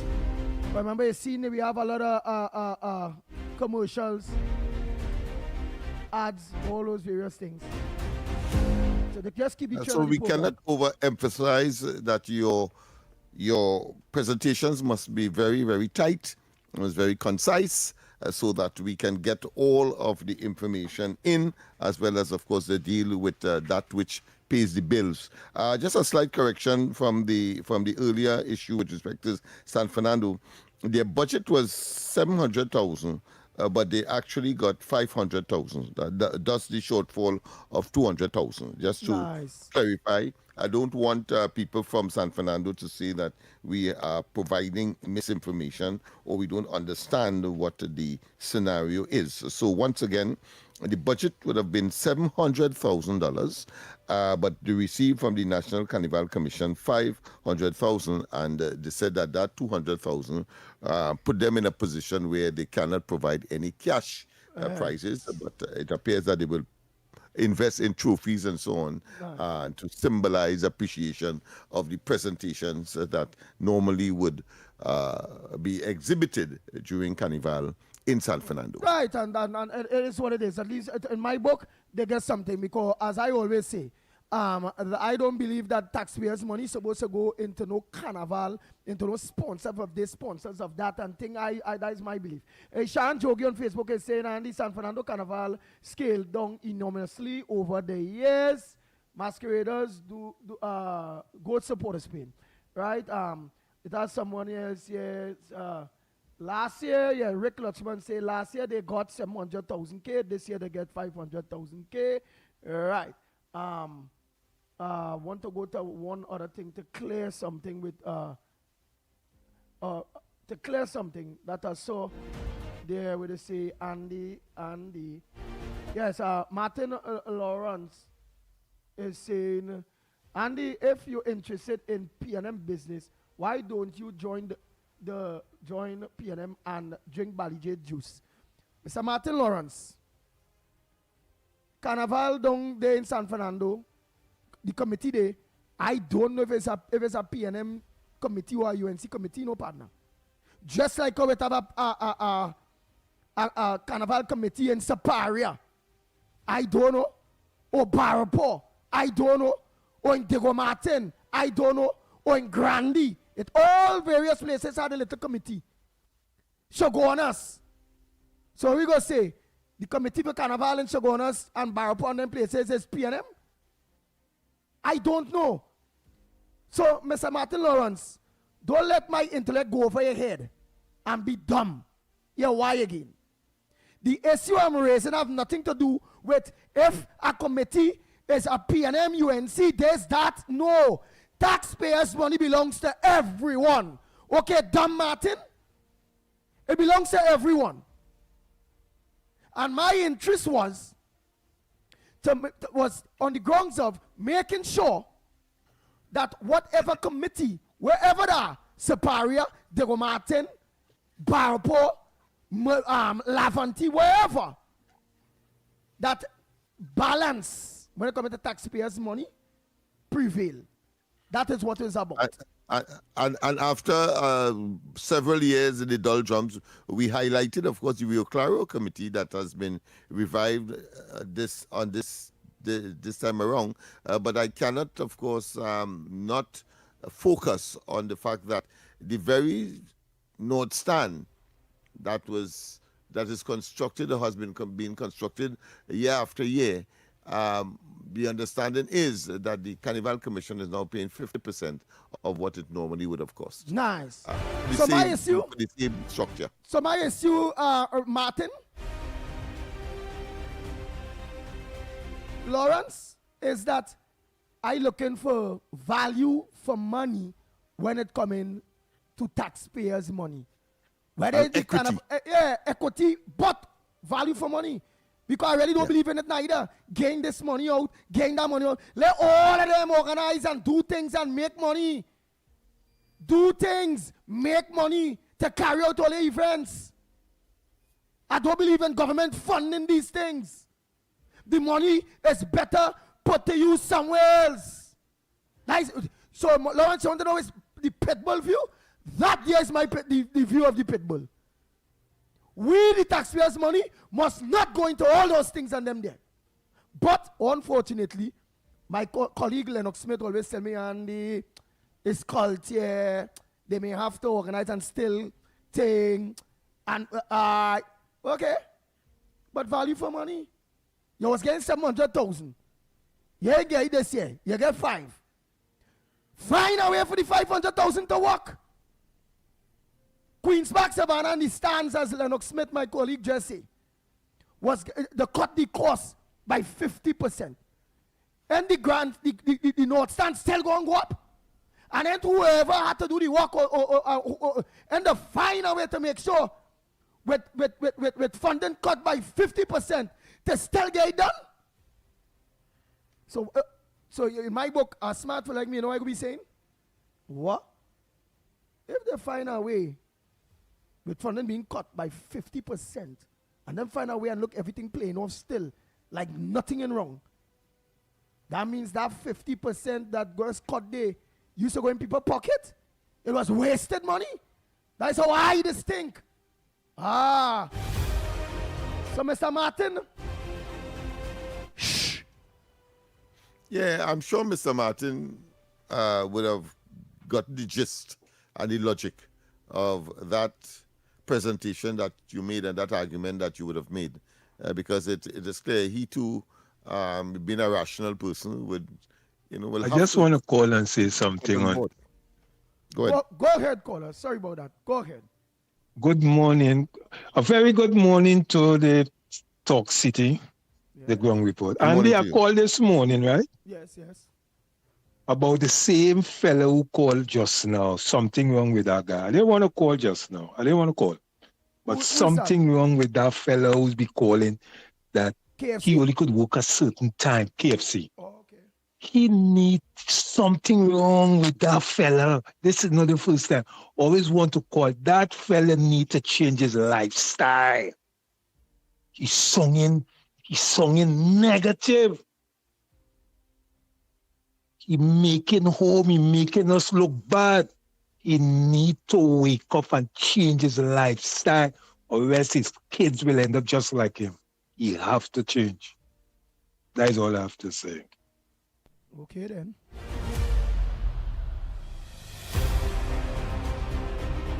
Nice. Let's continue there. Quick.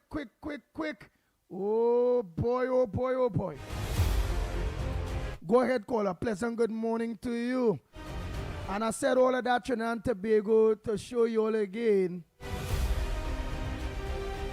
that I don't want to hear that the days that done. That a carnival committee. So, all right. Rio Claro start back. That UNC carnival committee. So go on us have a carnival committee. That UNC on. Arima one. That PNM on. Well, rest me with that. Rest me. My issue is, it's taxpayers' money. And when it comes to taxpayers' money, I'm not seeing no UNC PNM this, because we have a leader, the Honorable Kamala Prasad says, sir, that not even governing the country like that. You notice? It's equality across the board. UNC people, because of the state of the country, PNM left the country. Where the CPEP and URP and all them things, forestries and all them things closed down. And the Honorable Prime Minister and the government had to make serious decisions based on money and getting value for money. Taxpayers getting value for money. UNC people suffering because of that too. PNM people suffering because of that too. And the people don't support no party that used to use those programs suffering too. And they're reforming it, as Senator Arnold Roberts said, and they're going to bring it back to make sure that taxpayers get value for money. Gone are the days are ghosts. If you can't work, go and ask go and sign up for disability grant or work.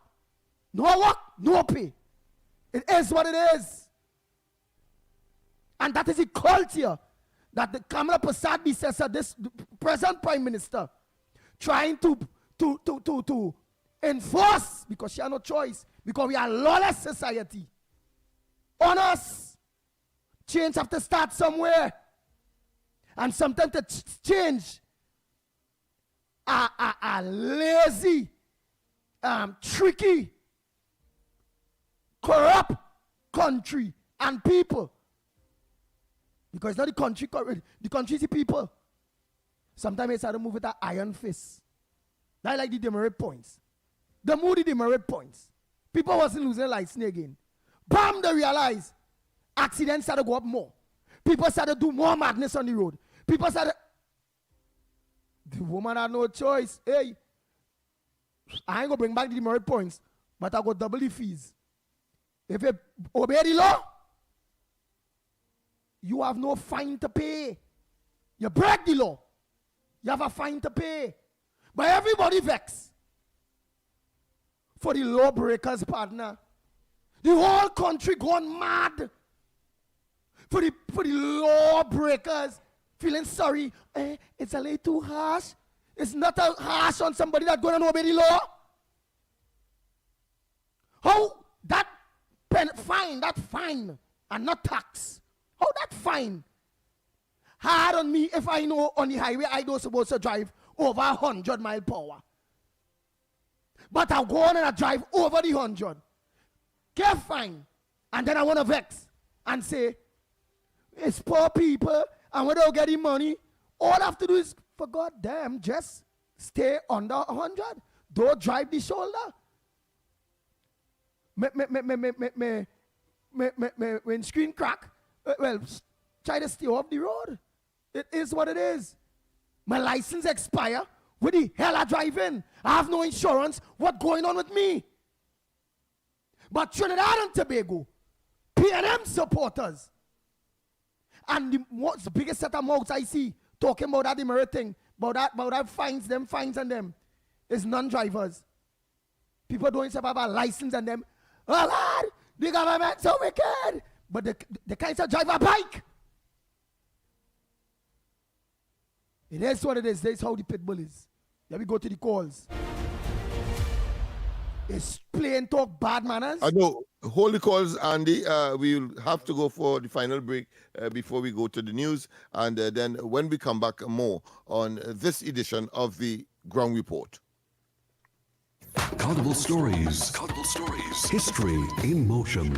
Juve, the birth of the road. Before sunrise on Carnival Monday, Trinidad awakens to Juve, the opening of the road. Its roots lie in Canboulay, when the formerly enslaved reclaimed the streets at night with drums, mud, oil, paint and powder, marking bodies that once bore chains. Juve was raw, unpolished, unapologetic. No costumes, no barriers, just people, rhythm, and release. Today's mud and powder carry the same message. Freedom is not performed for an audience. It is lived in the streets before dawn.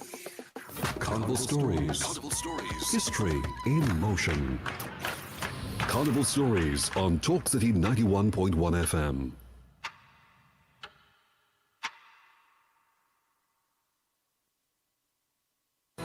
Your news, anytime, anywhere. TTT News brings you the facts that matter most. On air and online. More ways to stay informed. TTT News covers the stories that matter. Join us nightly at 7. TTT News. Committed, accurate, relevant.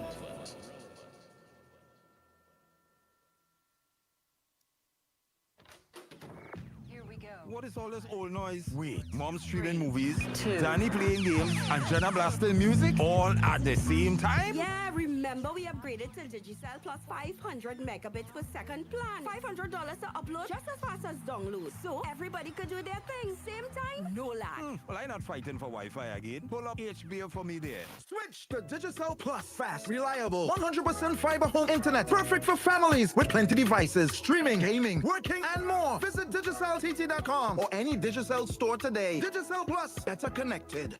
This Valentine's Day on Talk City 91.1, we're talking about real love. Not the fairy tales, not the perfect endings, but the love that comes after heartbreak. Join us for Second Chances, Love After Heartbreak. If you've loved and lost. If you've survived divorce. Or a long relationship. And somehow found love again. We want to hear your story because love doesn't always start perfectly, but sometimes the second time means even more. Call in, share your journey, inspire someone who still believes. Second Chances, Love After Heartbreak. Only on Talk City 91.1 FM. Real conversations, real life, real love. On Monday 9th to Friday 13th February, join us for Second Chances, Love After Heartbreak. From the moon and back, oh, I did change my track, oh, just to see you there.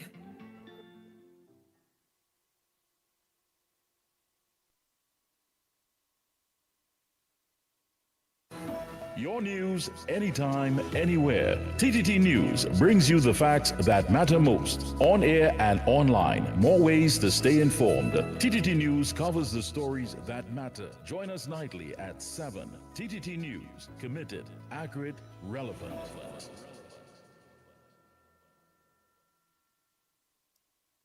No man afraid, no stick man, no man afraid, no demand. The journey to becoming the king of the rock continues. Come feel the energy, chance, and witness the raw skill of stick fighting on Wednesday, February 4th from 7 p.m. All roads lead to Ojo Road Recreation Ground in Sandy Grandy. Come experience the passion and power as warriors clash in the National Stick Fighting Semi-Finals. Tickets are only $75. Get those tickets at the Grandstand Ticket Booth, online at www.islandetickets.com, NCC office, Victoria Square in Port of Spain. Or you can also purchase tickets on site on the competition day. It's all going down. The National Stick Fighting Semi-Finals, Wednesday, February 4th from 7 p.m. Ojo Road Recreation Ground in Sandy Grandy. This event is brought to you by the National Carnival Commission and sponsored by Moccasin, Dasani, Forest Park Punch and Rum, Coca-Cola, Kaleidoscope, and Caribbean Airline. For more information, you can follow at NCCTT online or call 622-1670 for more information. Grandy, get ready! The boy man ain't afraid of nobody!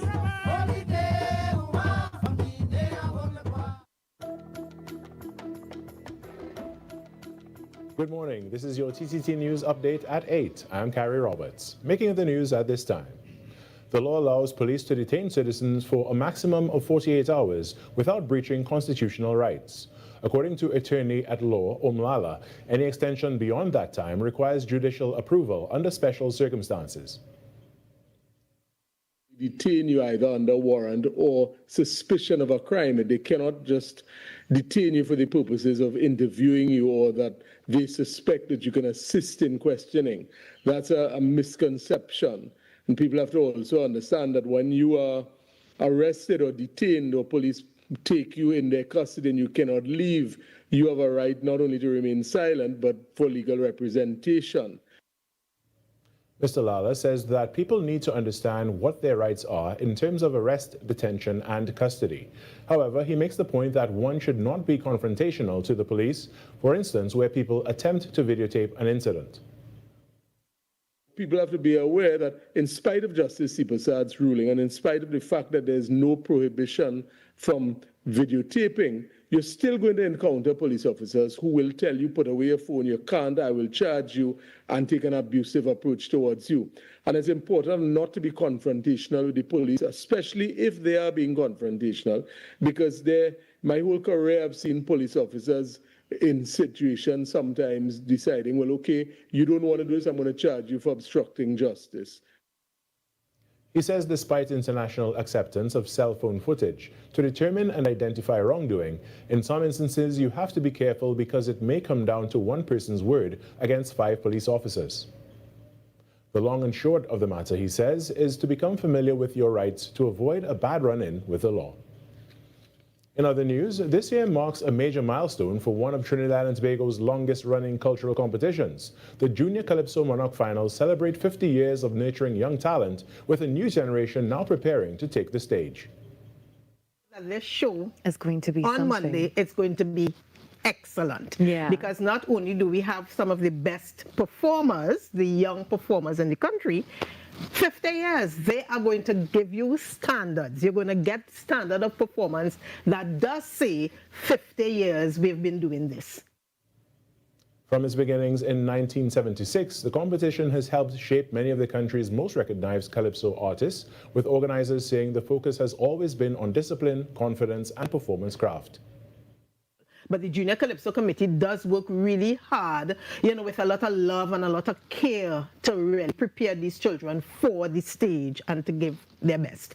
So now that we look at the Calypso landscape and we see Patrice Roberts and Marshall Montano and Roderick Gordon and all these people, Aaron Duncan, and so many names that I can call, to say O'Connor, Dwayne O'Connor, all of these people came through Junior Calypso, were a part of the Junior Calypso fraternity before they graduated to what they do now, because they get a really good foundation there. This year's finals will see 15 young finalists competing against the reigning monarch, with organizers promising strong social commentary, high-energy performances, and a packed grandstand at the Queen's Park Savannah. The Junior Calypso Monarch Finals take place on Monday, February 9th from 10 a.m. The president of the Mixed Martial Arts Association of Trinidad and Tobago, Adam Chin Leong Kam, together with the president of Trinidad and Tobago Olympic Wrestling and Beach Wrestling Federation, Mr. Kerry Grant, paid a courtesy call on the Honorable Minister of Sport and Youth Affairs, Philip Watts, following their recent designation as official national sporting bodies. During the meeting, both leaders were praised for their decades of commitment and vision in advancing and promoting their respective disciplines throughout Trinidad and Tobago. Minister Watts congratulated them on their contributions to sport development and shared his enthusiasm for the continued expansion of mixed martial arts, wrestling and beach wrestling within the country's sporting arena. And that was your TTT News Update. I'm Carrie Roberts. Have a great day.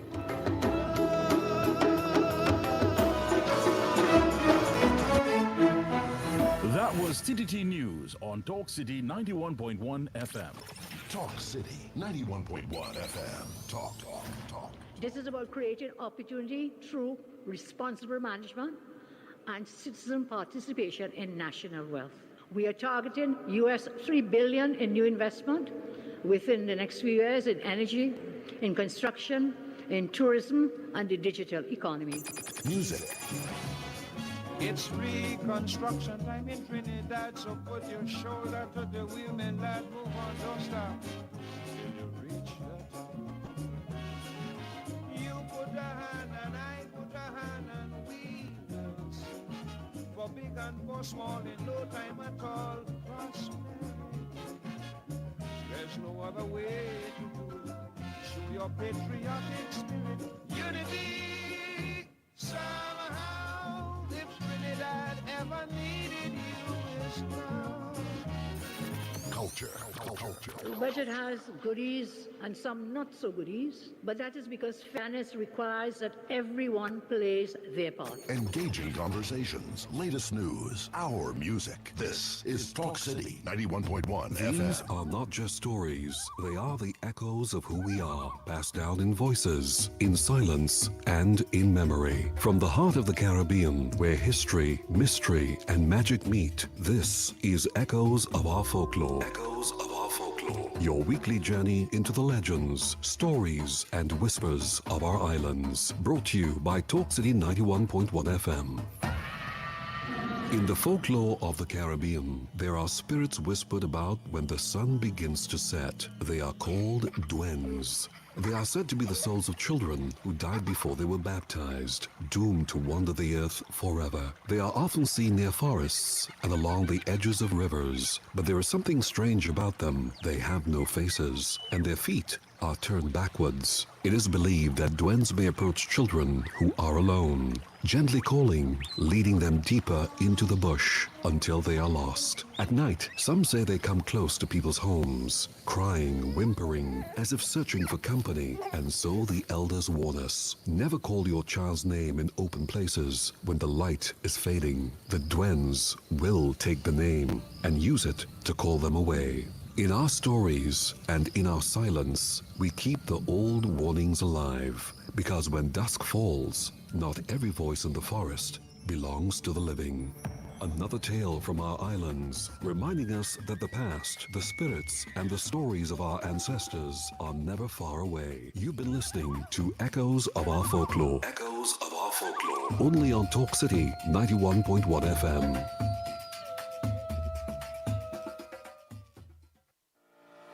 The Minister of Tertiary Education and Skills Training, Senator Emeritus, Professor the Honorable Prakash Prasad, welcomed Assistant Professor of Process Engineering at the University of Trinidad and Tobago, Dr. Dylan Ramsuk, along with UTT's Acting President to Education Towers. The visit recognized Dr. Ramsuk, who will participate in a research residency hosted by Oxford's Department of Engineering Science and the Oxford Green Ammonia Technology Group. The fellowship focuses on advancing low-carbon and green ammonia pathways to support regional food security, energy resilience, and climate commitments, positioning Trinidad and Tobago as a leader in sustainable industrial development in the Caribbean. The Ministry of Tertiary Education and Skills Training congratulated Dr. Ramsuk on this prestigious achievement and reaffirmed its commitment to supporting local expertise, making meaningful national, regional, and international contributions. This was a production of the Information Division, Office of the Prime Minister. If it matters to you, it matters to us. We report the news, real stories in real time. TTT News, nightly at 7. TTT News, committed, accurate, relevant. History in the rhythm. Issues in the spotlight. Talk City 91.1. This is Destra. And right now you're listening to Talk City 91.1. Keep it locked. 6 a.m. to 9 a.m. Join Andy Williams and Lennox Smith, the Ground Report team, as they rip apart the lies, half-truth, and misinformation that the mainstream media never discuss. The Ground Report. Hard-hitting, informative, undiluted, uncompromising, and unfiltered. Monday to Friday. Get the raw facts before making any life-changing decisions. Only on The Ground Report.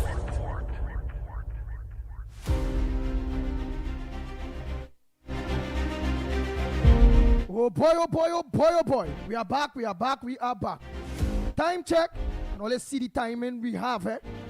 It's about 10 minutes past your 8 o'clock.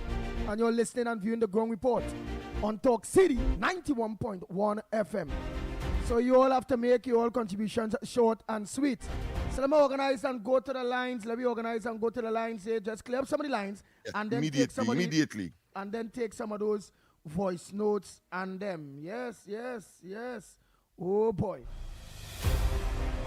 Go ahead, Carnage. Oh boy. Good morning.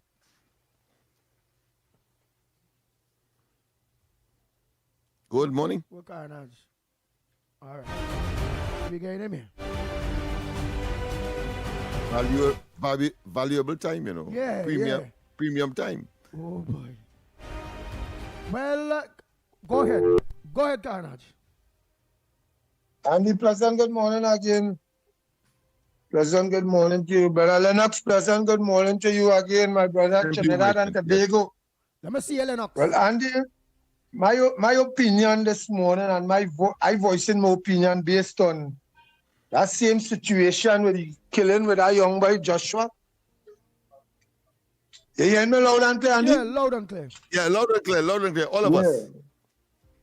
Now, I hold the commissioner responsible for certain things. Now, I respect him, I understand him to a certain point, but I hold him responsible for a certain thing because since he was sworn as the commissioner of police, when the new government has changed, it had 2 killing in Tobago, and I will continue talking about them 2 killing, which part a young fella had a handcuff on his hand, an off-duty officer hold him, and because he was getting on in a certain manner, he ended up dead.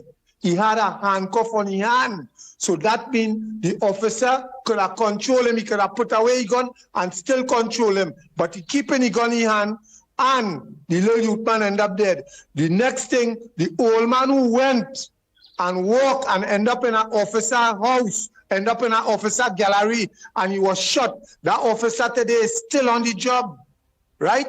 When these kind of killing taking place, now who have eyes to see, who have ears to hear, and now they're trying to justify and say something. The news, Trinidad and Tobago news say that they went and they was doing something what they call an undercover sting.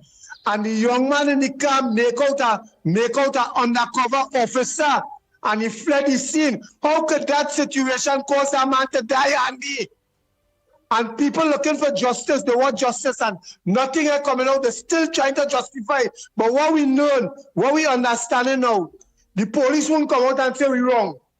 They wouldn't come out and say we're wrong. Yes, they have to go through a process. You know when processes have to go through? You see like the man who died on Piccadilly Street? Nobody don't know who killed him because they see some men running. So the police had to investigate. And when they find out where the killing come from, then they make an arrest. It's the same thing. They see what went on the camera. The car stole, the car hit the wall, and the officers come out and blatantly shoot up the car, kill one, and wound one. And what they're trying to tell me now, as a citizen of Trinidad and Tobago, it's no justification there. Talk to me now. Eh? Talk to me now. Too much of people, too much of innocent people losing their life for wanting to solve crime. If killing people so every day, marketplace killing, and the police and them, you ain't seen a van get shoot up. A police again shoot, but everything is a shootout. A shootout is when I shooting behind you and you shooting behind me back. It's not one way. It's not one way. So time for them things to stop. Police have to go back to the motto, to the logo, to protect and to serve. The method of approach in dealing with the population, this be bad. Sometimes they go on a scene, that one asking your name and one tell your daughter. Wow. That's how they doing it out here, and it has some young little recruits now, they're just in here. The disrespecting you, and as you look to stand up for them, it have people ain't going through them thing. It have people standing up, and that has caused people now to lose their life. Look, I want to say congratulations, and I want to say thanks to Mr. C. Prasad for giving people the opportunity to use the phone. And that's something we have to start to do. If you have to do it from a distance, don't go in the way, you know. We don't go dash away your phone, and we don't go look to lock you up, you know. Stay from a distance and do it. Stay from a distance. Zoom up your phone and mark them, because that is what I want. They're abusing the population. Thank you. They're not policing. Thank you very much, Mr. Carnage, for your contribution, my brother. Thank you so much. Oh, boy. Good morning to the Magnificent Tree.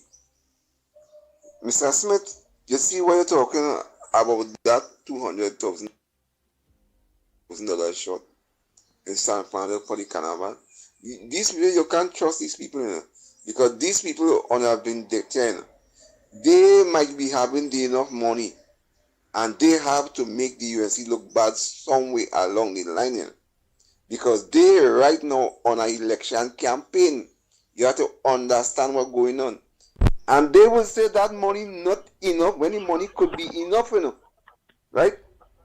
Because they still have to put up the UNC like that. Because if Paul's been handling it, why them can handle it? Right? But that is the thing what's going on. You have to be careful with these people and them. They're not easy, brother. This is an election time, you know. You see all that garbage thing, what they're talking about it? Boy, that's garbage thing, they're just pulling you, you know. That garbage thing does continue, rather government change. If they had the money, it's a 3-year system they just have with garbage, you know. And the contractor them have to pick up the garbage, right? Sometimes they doesn't get paid on time, but that doesn't stop them from working. So all this kind of thing, all them telling you about garbage pile up on all them thing is election. So they have to make the government look bad all the time. These people and them not easy, so we have to be watching them under the belt all the time, because these people coming to hit the UNC for 6.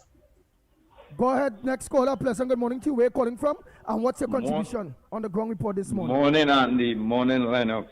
Lennox, Annie Roberts had me cracking up since yesterday, boy. He tell tight pants that mascara running down his face, boy. Lord. Next caller. Yes, I heard it. Go ahead, next caller.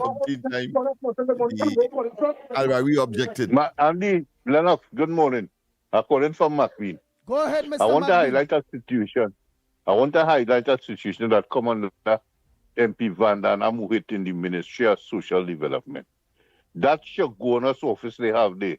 These people giving you worse service than they was getting. The service wasn't good to start with. But now under Van Dana, I believe the service getting worse. I don't know they're deliberately trying to sabotage the human works and not dealing with the public as the public deserve to be dealt with. I went there. I didn't sign up. You know, there's a sign a yearly thing to get your pension, right? I get a letter 3 months after the deadline passed. When I went to the office, they said they put me up to cut off because I didn't come to sign. But a girl tell me, come with your passport, and our officer will check you, and they will sort all the thing. I went back the same day with my passport and my ID. I talked to one of the supervisors, interview me, get me information. When she would leave me in the office, and she went in the back, And you know what she do? And she come back and she say, okay, everything's sorted out. Right? And I will continue getting a pension. No, I ain't getting a pension. When I went, they said they cut me off from the list. It go take about 3 to 4 months for me to come back on the list. And that is not the information I get when I went to the supervisor. I don't know if they're deliberately, and other people getting the same problem. I don't know if they're deliberately sabotaging the human works or they're just going back to the one how they used to operate. They're operating the same way. Nothing had changed in the office. In my opinion, it gets worse. All right. Something needs to be done. So sad, boy. So sad. Wow. I agree. Real people having problems with that office there in Yeah, and I want to say yes, I endorse that. We have had a number of that kind of complaint right at our resource center on George Street there, and the time is too inordinate. In fact, I had calls, I think, on 2 or 3 occasions, and one is now pending to pen a letter to the authorities and copying the minister, indicating of this inordinate delay for people who are dependent for their daily survival and sustenance on that pension money that they would be getting from at whatever level from the social development ministry. Go ahead. Go ahead, Granny. Make it short and sweet. Go ahead. Yes. Pleasant good morning. Good morning, Andy. Well, you real bring things to light this morning. You bring things to light.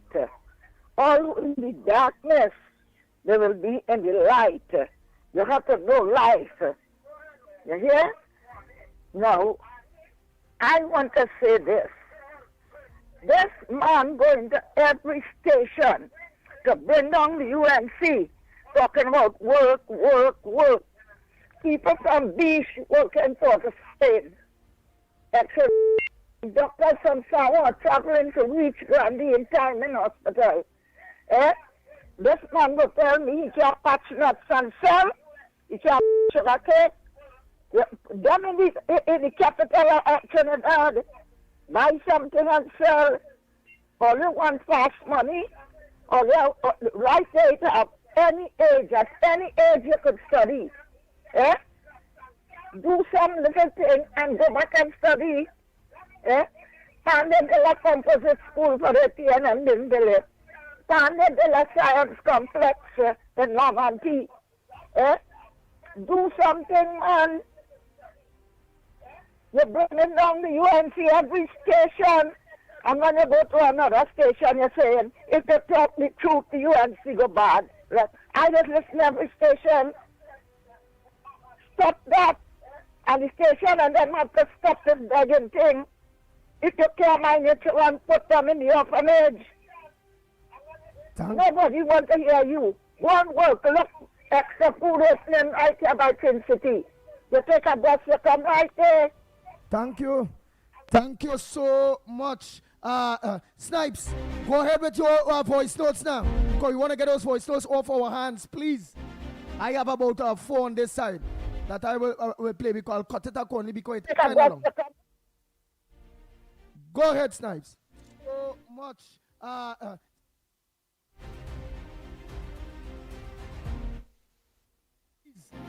have about 4 on this side that I will. Oh boy, where's that one? All right, well, I'm going to play on my side here by the time. Oh, I got it. Oh, you got it? Blessed morning to the ground report and everyone. The truth really helped to set me free. There was a time in my life when I wanted everybody to like me. If I heard one negative comment, I thought, oh no, I have failed. What have I done wrong? What do I need to change? One day I realized it's impossible for everybody to like me. And if someone chooses to misinterpret my message or my motives, there is nothing I can do about it anyhow. Now I don't let my critics upset me or steal my joy. I know most of the time it's not about me. The success God had given me stirs up the jealousy in them. If you are making a difference in your family, or at the office or at your workplace, you will always have your share of critics.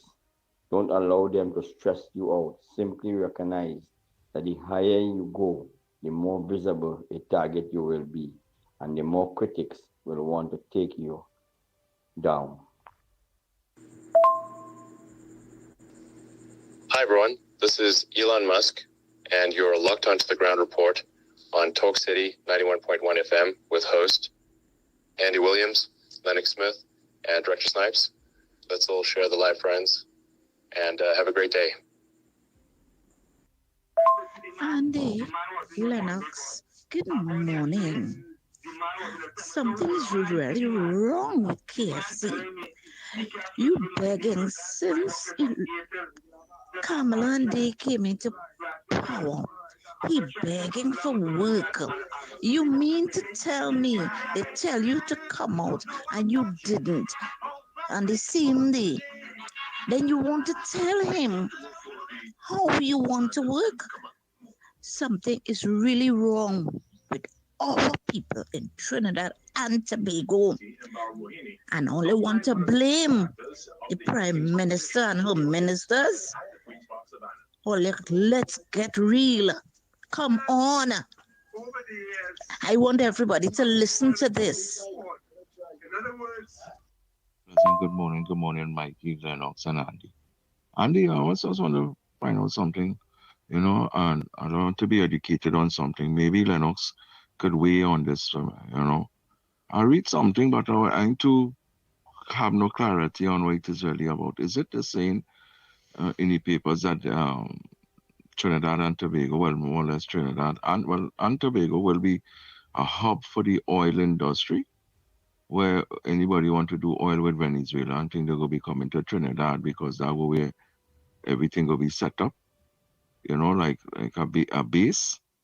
So, I mean, if so, well, then Trinidad will become one of the most important country in the world because anytime you have to do oil with Venezuela or anything like that concerning the energy sector, that'll come to Trinidad and sit down around a table, as they would say, negotiate and do whatever it is, and then move forward, get all the license and all them things.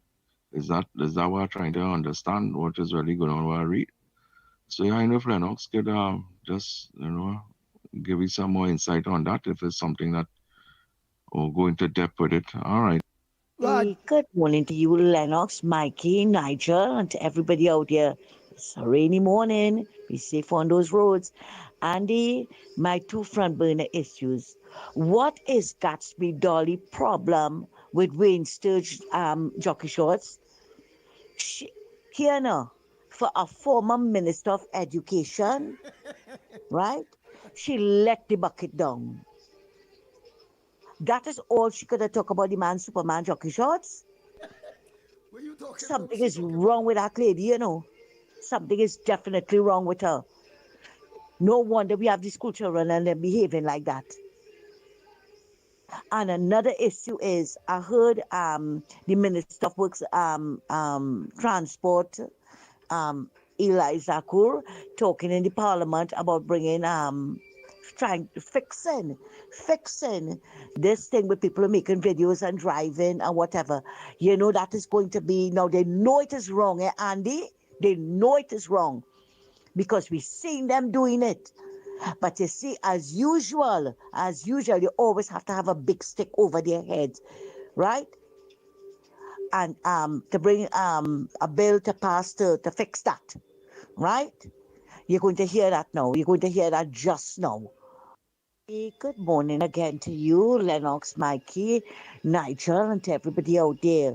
My second front burner issue. So Penny went to visit the Samaru family with the police shooting, right? All well and good. As the opposition leader, you're trying to win your government back into office and talking about the body cams. Excuse me.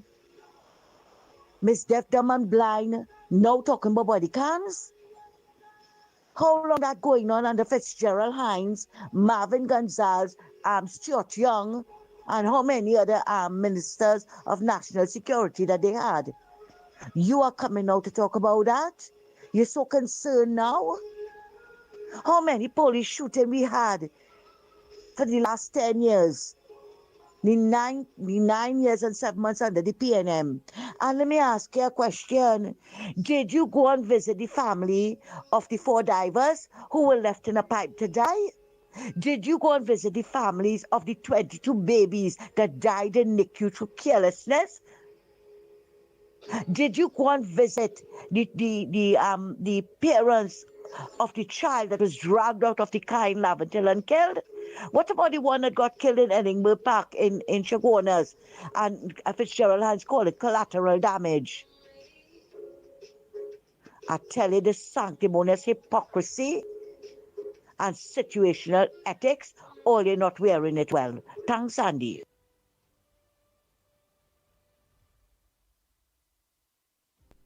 That's it. That's it. Let me just finish off on my side quick.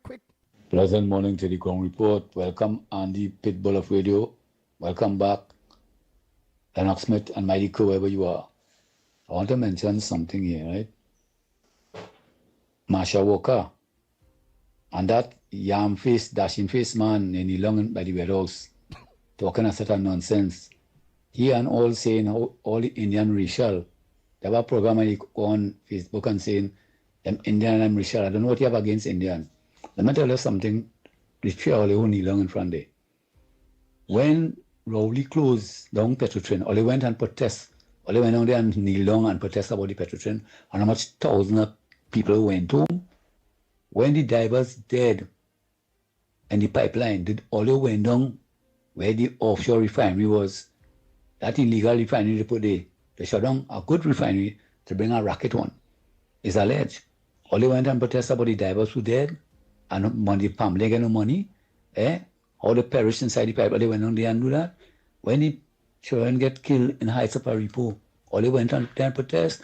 When the people in Diego Martin, the children get burned in the house, all they doing that. When they take away the school feeding program and the laptops and they're calling them hyenas and all these saying case are closing the fridge and all they holding all the children and all they hear man not closing up at the train, you want not protest that? All they like darkness, all they remain, all they not all they want the country to remain in darkness forever.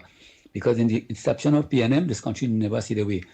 From the first oil well and gas and oil they drill in this country, Trinidad and Tobago, where all the money going from that time to now. Every time they come in power, they always want to have next year. They get up 5 years, want to next 5 years again until when they're done, when all of them have a big vacuum inside their pocket, they vacuum all the money from the treasury. Let me tell you something, opposition. All you're looking for faults. You know why you're looking for faults? With Kamala, with Roger Alexander, with everybody, all you have problem with, everybody in UNC government, all you have problem with. All you know why? Because all the time coming, they just want to be investigated. All you're so frightened that all you don't want them to send the fraud squad for all you. They have to investigate all you in the opposition.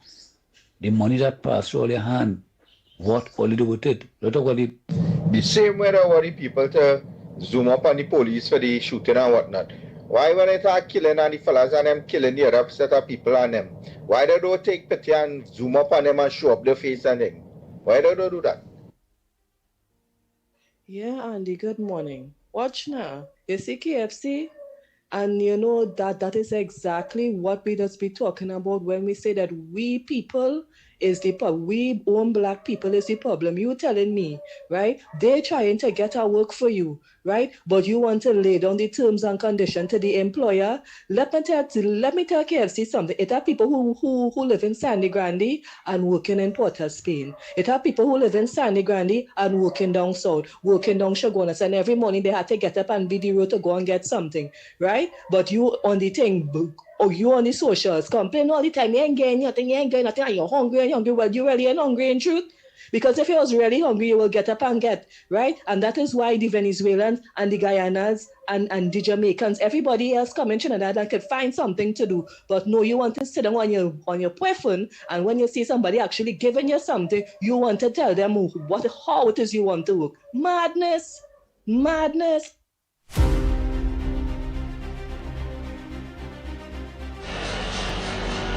Morning. Andy and Lennox, I just want to thank you all very much for bringing Anil Roberts on the program yesterday. Even though he sang for his supper, I must say that he made a very good effort to assist with the bus crisis in San Fernando. But before I begin, just want to ask Mr. Nigel Snipes, there's a song that you would play on afternoons when you had the talk show with Miss Rachel Price. It's a recent calypso about crime and it goes like this. Is this the life? Is this the life? Just wanted to ask who is the singer of the song and what is the name of it? Is this the life? Talking about crime in this country. Anyhow, this morning, Andy, something came on my phone where PTSC said that they're refurbishing the articulated buses. That is the long ones with the joint in the middle. I want to know, what is the purpose of refurbishing these articulated buses if when they finish do repairs, they are just parked up in Citygate? Because they are hardly being used. I find if you are fixing these articulated buses, give San Fernando about 3 or 4, because that is the only bus that the San Fernando PTSC doesn't send UE because of the sharp corners, etc. Send them to San Fernando and let them go Port of Spain. I was talking to a bus driver last week Friday. He told me how they got the instruction from the management in San Fernando not to drive any buses to go Port of Spain, but send them to UE. So I really hope that Anil Roberts could really make some headway in letting the minister do his job. Because what is Mr. Eli Zaku doing? Mr. Zaku, what are you doing? That's what I want to know. What are you doing? Because this morning people couldn't get a bus to go Port of Spain from since 5 o'clock and none left since that time. Because everything they had on the wharf was going to UE. A Port of Spain bus came back, Akil was the driver, right? As soon as Akil came into San Fernando with the bus, Ragunanan went in and changed the sign, and the bus went to UE. So you need to fix this situation, because last time I checked, it's called Public Transport Service Corporation, not UE Transport Service Corporation. You need to fix all those buses in town that you're fixing, send some to San Fernando. It makes no sense fixing buses and then people can't get a bus to go Port of Spain, they can't get a bus to go Arima. Because in that case, it's just optics and cosmetics. You're trying to fool people. Nice, nice. So we want to answer one of the questions that was asked. I and all bunks it up, and it was in the Guardian 2 days, 3 days ago. I know my colleagues and them went a mile with it, which is off the record. The sex and them that was dealing with it, which is the article that Marco Rubio, yes, he made a statement favoring Trinidad and Tobago with every oil refinery come up that want to push everything to U.S. business to deal with our refinery. And what made the topic was that, you know, the Guardian, that 1% PNM papers, you know, they didn't put it in the front page. They put some bacchanal stupidness in the front page, but they didn't put that in the front page. They put it somewhere 7 pages or so. That is how it is go. So we answer on that. Lennox Smith, the other answer on the song. What song? The song. I think I see Snipes tell you what's the name of that song. Yeah, I asked him to convey. The song is by Heather McIntosh. She's the daughter of Short Pants, our very own, who works here. Yeah. The name of the song is entitled "Is This the Life?" Is this the life? So, Bossman, I'll try to. I'll ask. I'll ask the follow-up show to play it as they enter. Nice, nice. Oh boy, oh boy, oh boy. Right. We have to go for a break. We have to go for a break, Andy. Yes, and of course, when we come back more on this edition of the Ground Report. Before we go to the commercials, I got to let Trinidad and Tobago know the NGL Limited wishes to inform its stakeholders that the 10th annual meeting, originally scheduled for Thursday, February 5th, has been postponed. Stakeholders will be notified on a new date in due course. TTNGL apologizes for any inconvenience caused. Also got to let you guys know, catch our sister station Next 99.1 FM as they return home to the Mecca, to the place where Pavement Lime was born. Next 99, Digicel and Forest Park Puncheon presents Pavement Lime, the Carnival Pump Edition, Maraval Road, they're coming. It's on this Thursday, that's tomorrow, please God, from 7 p.m. Expect 100% soca, 100% vibe, and 100% dominance. You don't want to be left out of this, all right? Go follow them at Next 99 FM. Next 99 Pavement Lime, the Carnival Pump Edition, is powered by Digicel, Forest Park, Blue Waters, Stamina Energy, Yellowtail Wines, Absolute Jameson Irish Whiskey, Sunshine Snacks, Mixed Nuts Bar, and Creamery Novelties, and the Ministry of Culture and Community Development.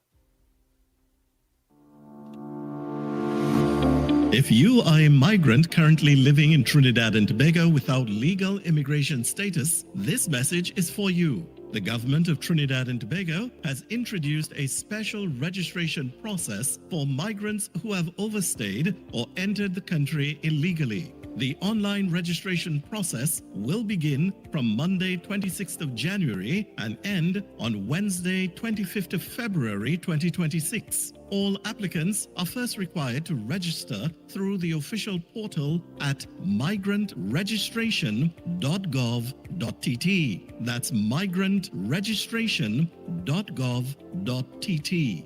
After completing the online registration, there will be a mandatory in-person processing and verification which begins at the end of February 2026. The start date for that phase will be announced through official government channels. The in-person registration will take place at the Hazley Crawford Stadium, Port of Spain, the Atto Bolden Stadium in Balmain, Couva, and the Larry Gomes Stadium in Malabar, Arima, as well as the Dwight York Stadium, Bacalet, Scarborough, Tobago.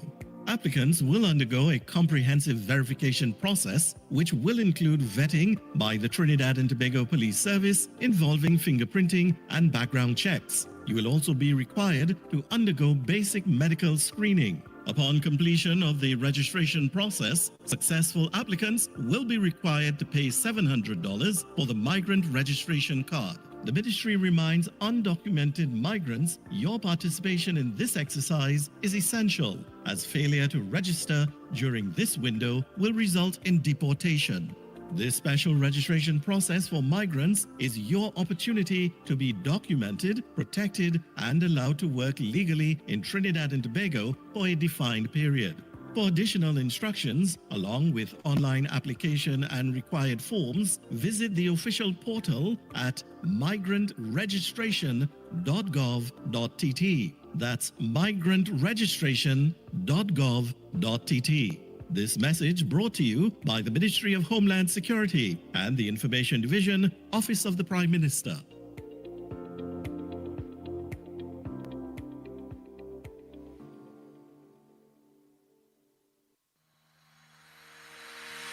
Every morning begins with a story, the headlines you need, the voices you trust, the conversations shaping our nation.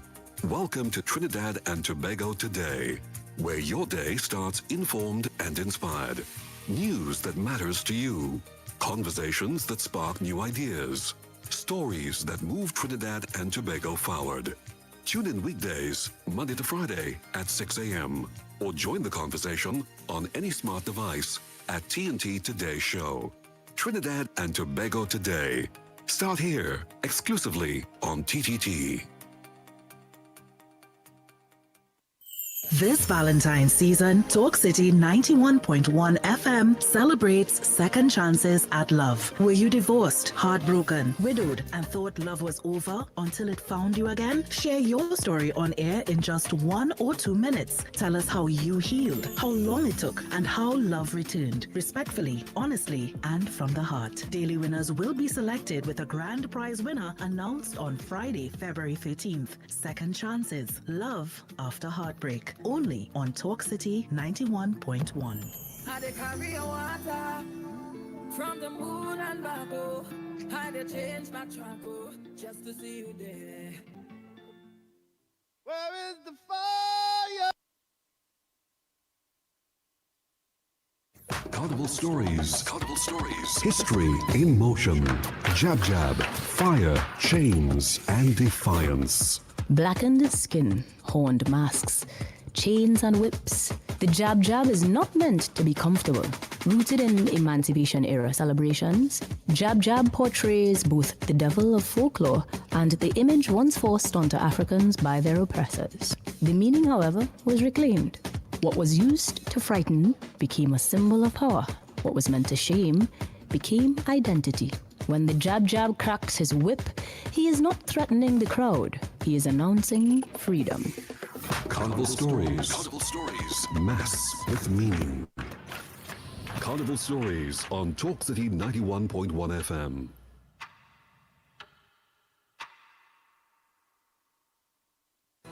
Your stories, your communities, your country. TTT News is everywhere, on the ground, across Trinidad and Tobago, and on every smart device. TTT News, nightly at 7. TTT News, committed, accurate, relevant. Talk City 91.1. Thought-provoking conversations, bold perspectives, voices you trust. Listen on 91.1 FM and connect on Facebook, YouTube, and TikTok. New shows, new features, big giveaways. Talk City 91.1. Your city, your voice. This Valentine's Day on Talk City 91.1, we're talking about real love. Not the fairy tales, not the perfect endings, but the love that comes after heartbreak. Join us for Second Chances, Love After Heartbreak. If you've loved and lost, If you've survived divorce or a long relationship, and somehow found love again, we want to hear your story, because love doesn't always start perfectly, but sometimes the second time means even more. call in, share your journey, inspire someone who still believes. Second chances, love after heartbreak. Only on Talk City 91.1 FM. Real conversations, real life, real love. On Monday 9th to Friday 13th February, join us for Second Chances, Love After Heartbreak. I dey carry your water from the moon and back, oh. I dey change my track, oh, just to see you there. Don't let the flu season slow you down. As Carnival approaches, the Ministry of Health is urging the public to take action now. Influenza can cause severe illness, hospitalization, and even death, especially in older adults, children, pregnant women, and persons with chronic conditions. But vaccination can help reduce severe illness. Crowded events, late nights, and close contact can increase the risk of spreading the virus. Don't wait until you're sick. Get vaccinated today. Influenza vaccine is available free at all health centers and vaccination sites nationwide. Visit the ministry's social media pages for more information. Protect yourself, protect others, get your flu shot today. A message from the Ministry of Health. Before the sun, before the road, the talk starts here. Talk City 91.1. This is Destra. And right now you're listening to Talk City 91.1. Keep it locked.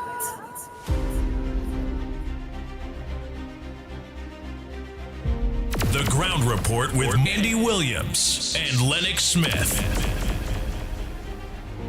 Oh boy, oh boy, oh boy, oh boy. We are back, we are back, we are back. Time check. It's about 47 minutes past the hour of 8 o'clock. Yeah, you're listening to the Ground Report. Lennox, before you leave, you're going to make sure you call me before you leave the building. Yeah.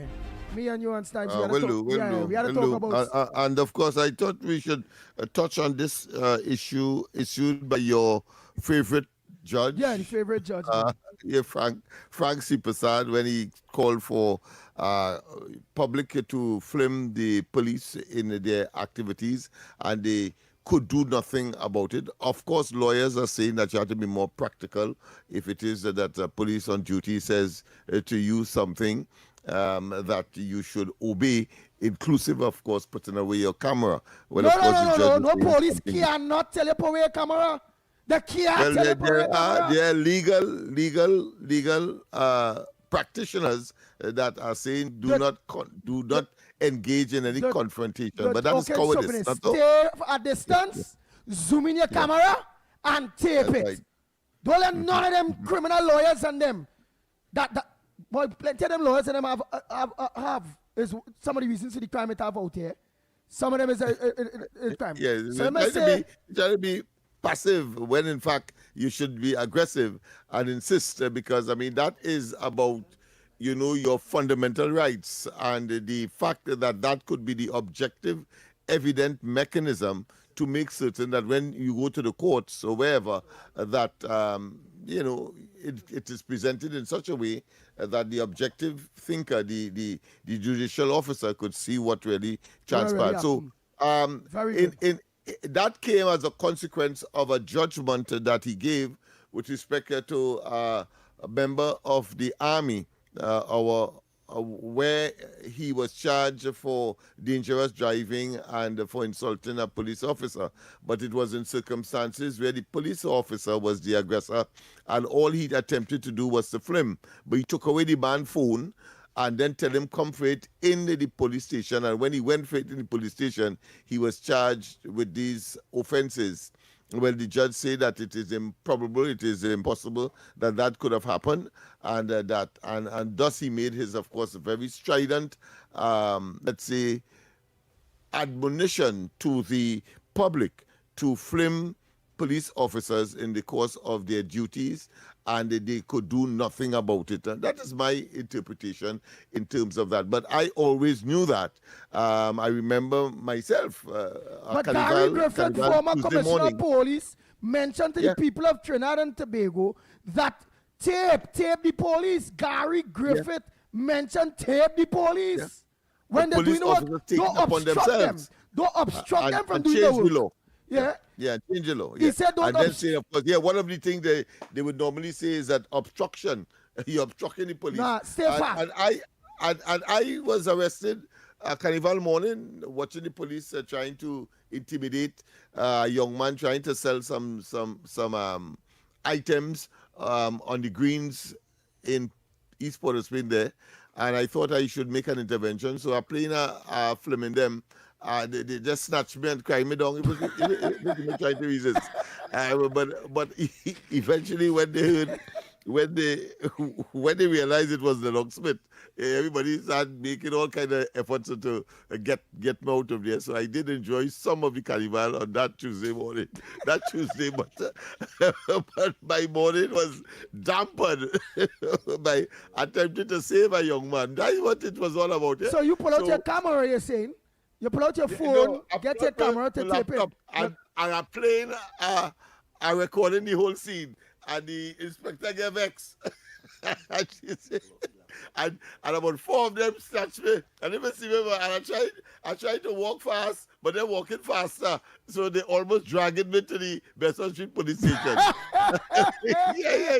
So when I reached there now, Stevie Young came in, the JP. I said, don't do nothing now because that is my friend and so on and so on. But the next day, of course, I went on the radio and I blasted it, but I didn't take any legal action because I respect Stevens and the way how he would normally conduct himself in these communities. Remember, he was very instrumental when Mikey and the 2 others were arrested by the police when we went around the savannah. Well, he was the man who was at the St. Clair police, whilst Amaro's person was at the St. James police station. Together, we were able, of course, to get bail for those persons who were arrested. So I respect his position, and I left the matter. Understood. I left the matter, but this statement by your favorite judge, I think, is significant. So at least people will know now that they have, out your phone and the right. Nobody could stop you from filming the police in the course of their duty. Nice. But here what not to do. Don't play only when they're going to arrest somebody or they're taking up. Don't go in between. Don't go close. Stay at least. Stay at least a reasonable distance. Yeah, a little distance away. No police can tell you cannot tape. Plenty of them listening to the program right now. They have been mad out of head to tell you can't tape them. They cannot tell you that. The former police commissioner stated clear. And a very significant development that Joshua matter if it was not for this mysterious filming, this mysterious video, I mean, they would have gotten away with it because they alone would have been able to say what transpired, and they would say the fella shoot at them, etc., etc. That was the original narrative, but we see in the video tells a different and opposite story. So true. Oh boy, Trinidad and Tobago, time check. Well, it's only 6 minutes. It's 6 minutes too. Well, don't forget, coming up next is the big program after the Ground Report program between the hours of 9 to 12 noon. Yes. Yours truly, Mr. X and Stefan. Yeah, Stefan Rees. Right? So stay locked on right here on Talk City 91.1 FM. Don't forget that. Right. So I'll open the lines quick to take 2-3 calls before we look to rack up. But something just dawned me on me, Trinidad and Tobago, with Lennox Smith's story. I pitying this. I am pitying. We can't take a call unless I pity this thing, Papa. Imagine short Lennox with this big belly. 4 police are here and he foot trying to touch the ground and they dragging he. Because he heavy to it. That might be like, it might be look like how we just dance. Real Boko foot kind of. It had to look like how we just dance. But imagine that he like a short piece of pork and they lift up he for them and he hold on to that computer. Imagine that boy, that might be was a real laugh.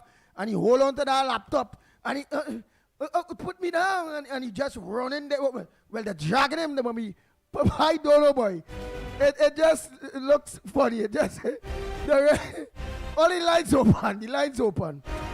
Oh, because you talk about snow in Lavatil all kind of thing this morning. So I thought you would have said when Smith got and saved one of them young boys again, and he was in fact saved because he really didn't have license to sell the alcohol that alcohol beverages that he was selling. But I was able to distract the police away from him.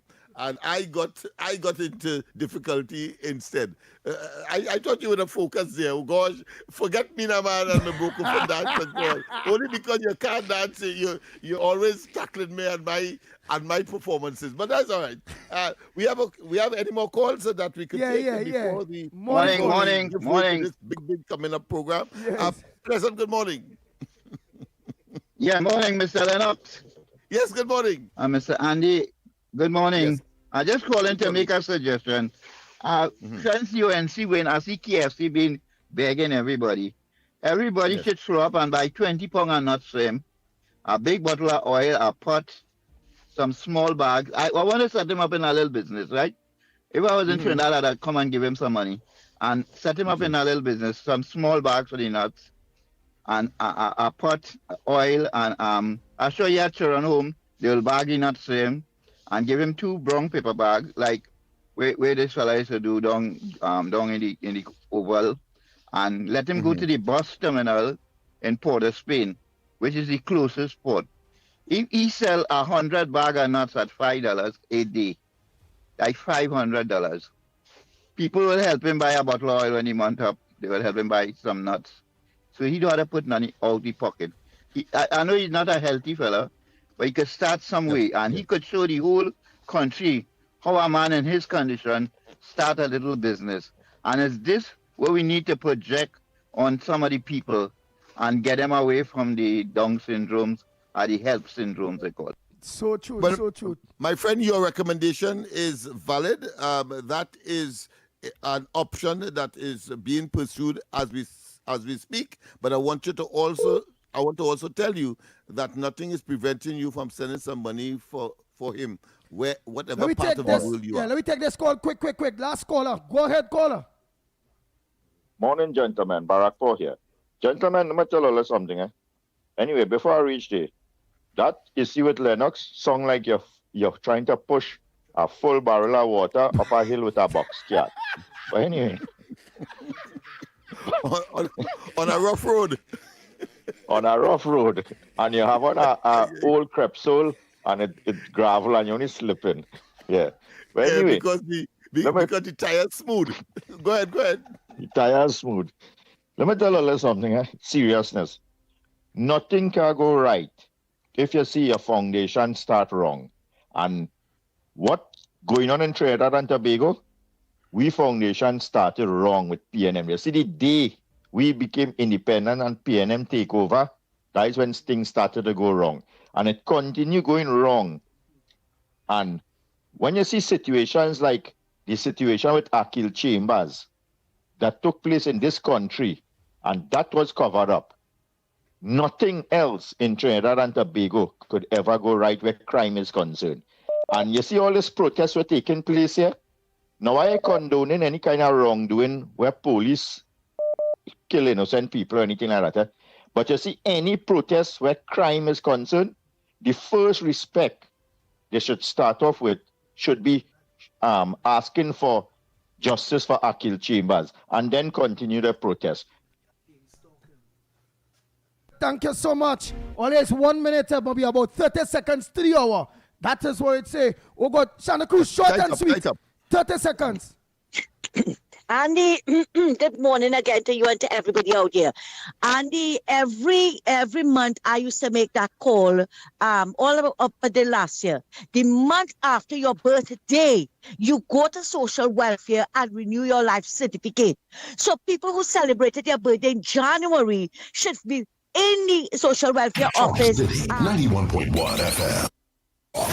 The cabinet has approved the increase in the permissible age of importation of foreign-use right-hand drive private cars, that's sports utilities, SUVs, sedans, and station wagons, powered by gasoline, dieseline, or compressed natural gas, CNG, from 3 years to under 8 years, and under from the date of manufacture. Music.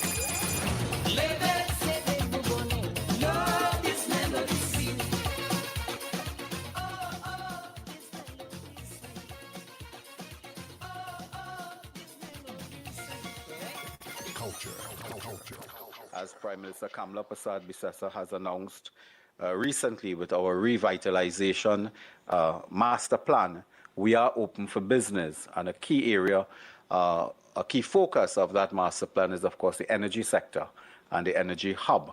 And we will be open for business, not only for Nutrien, but for all other players that wish to discuss their investment portfolio with us. Engaging conversations, latest news, our music. This is Talk City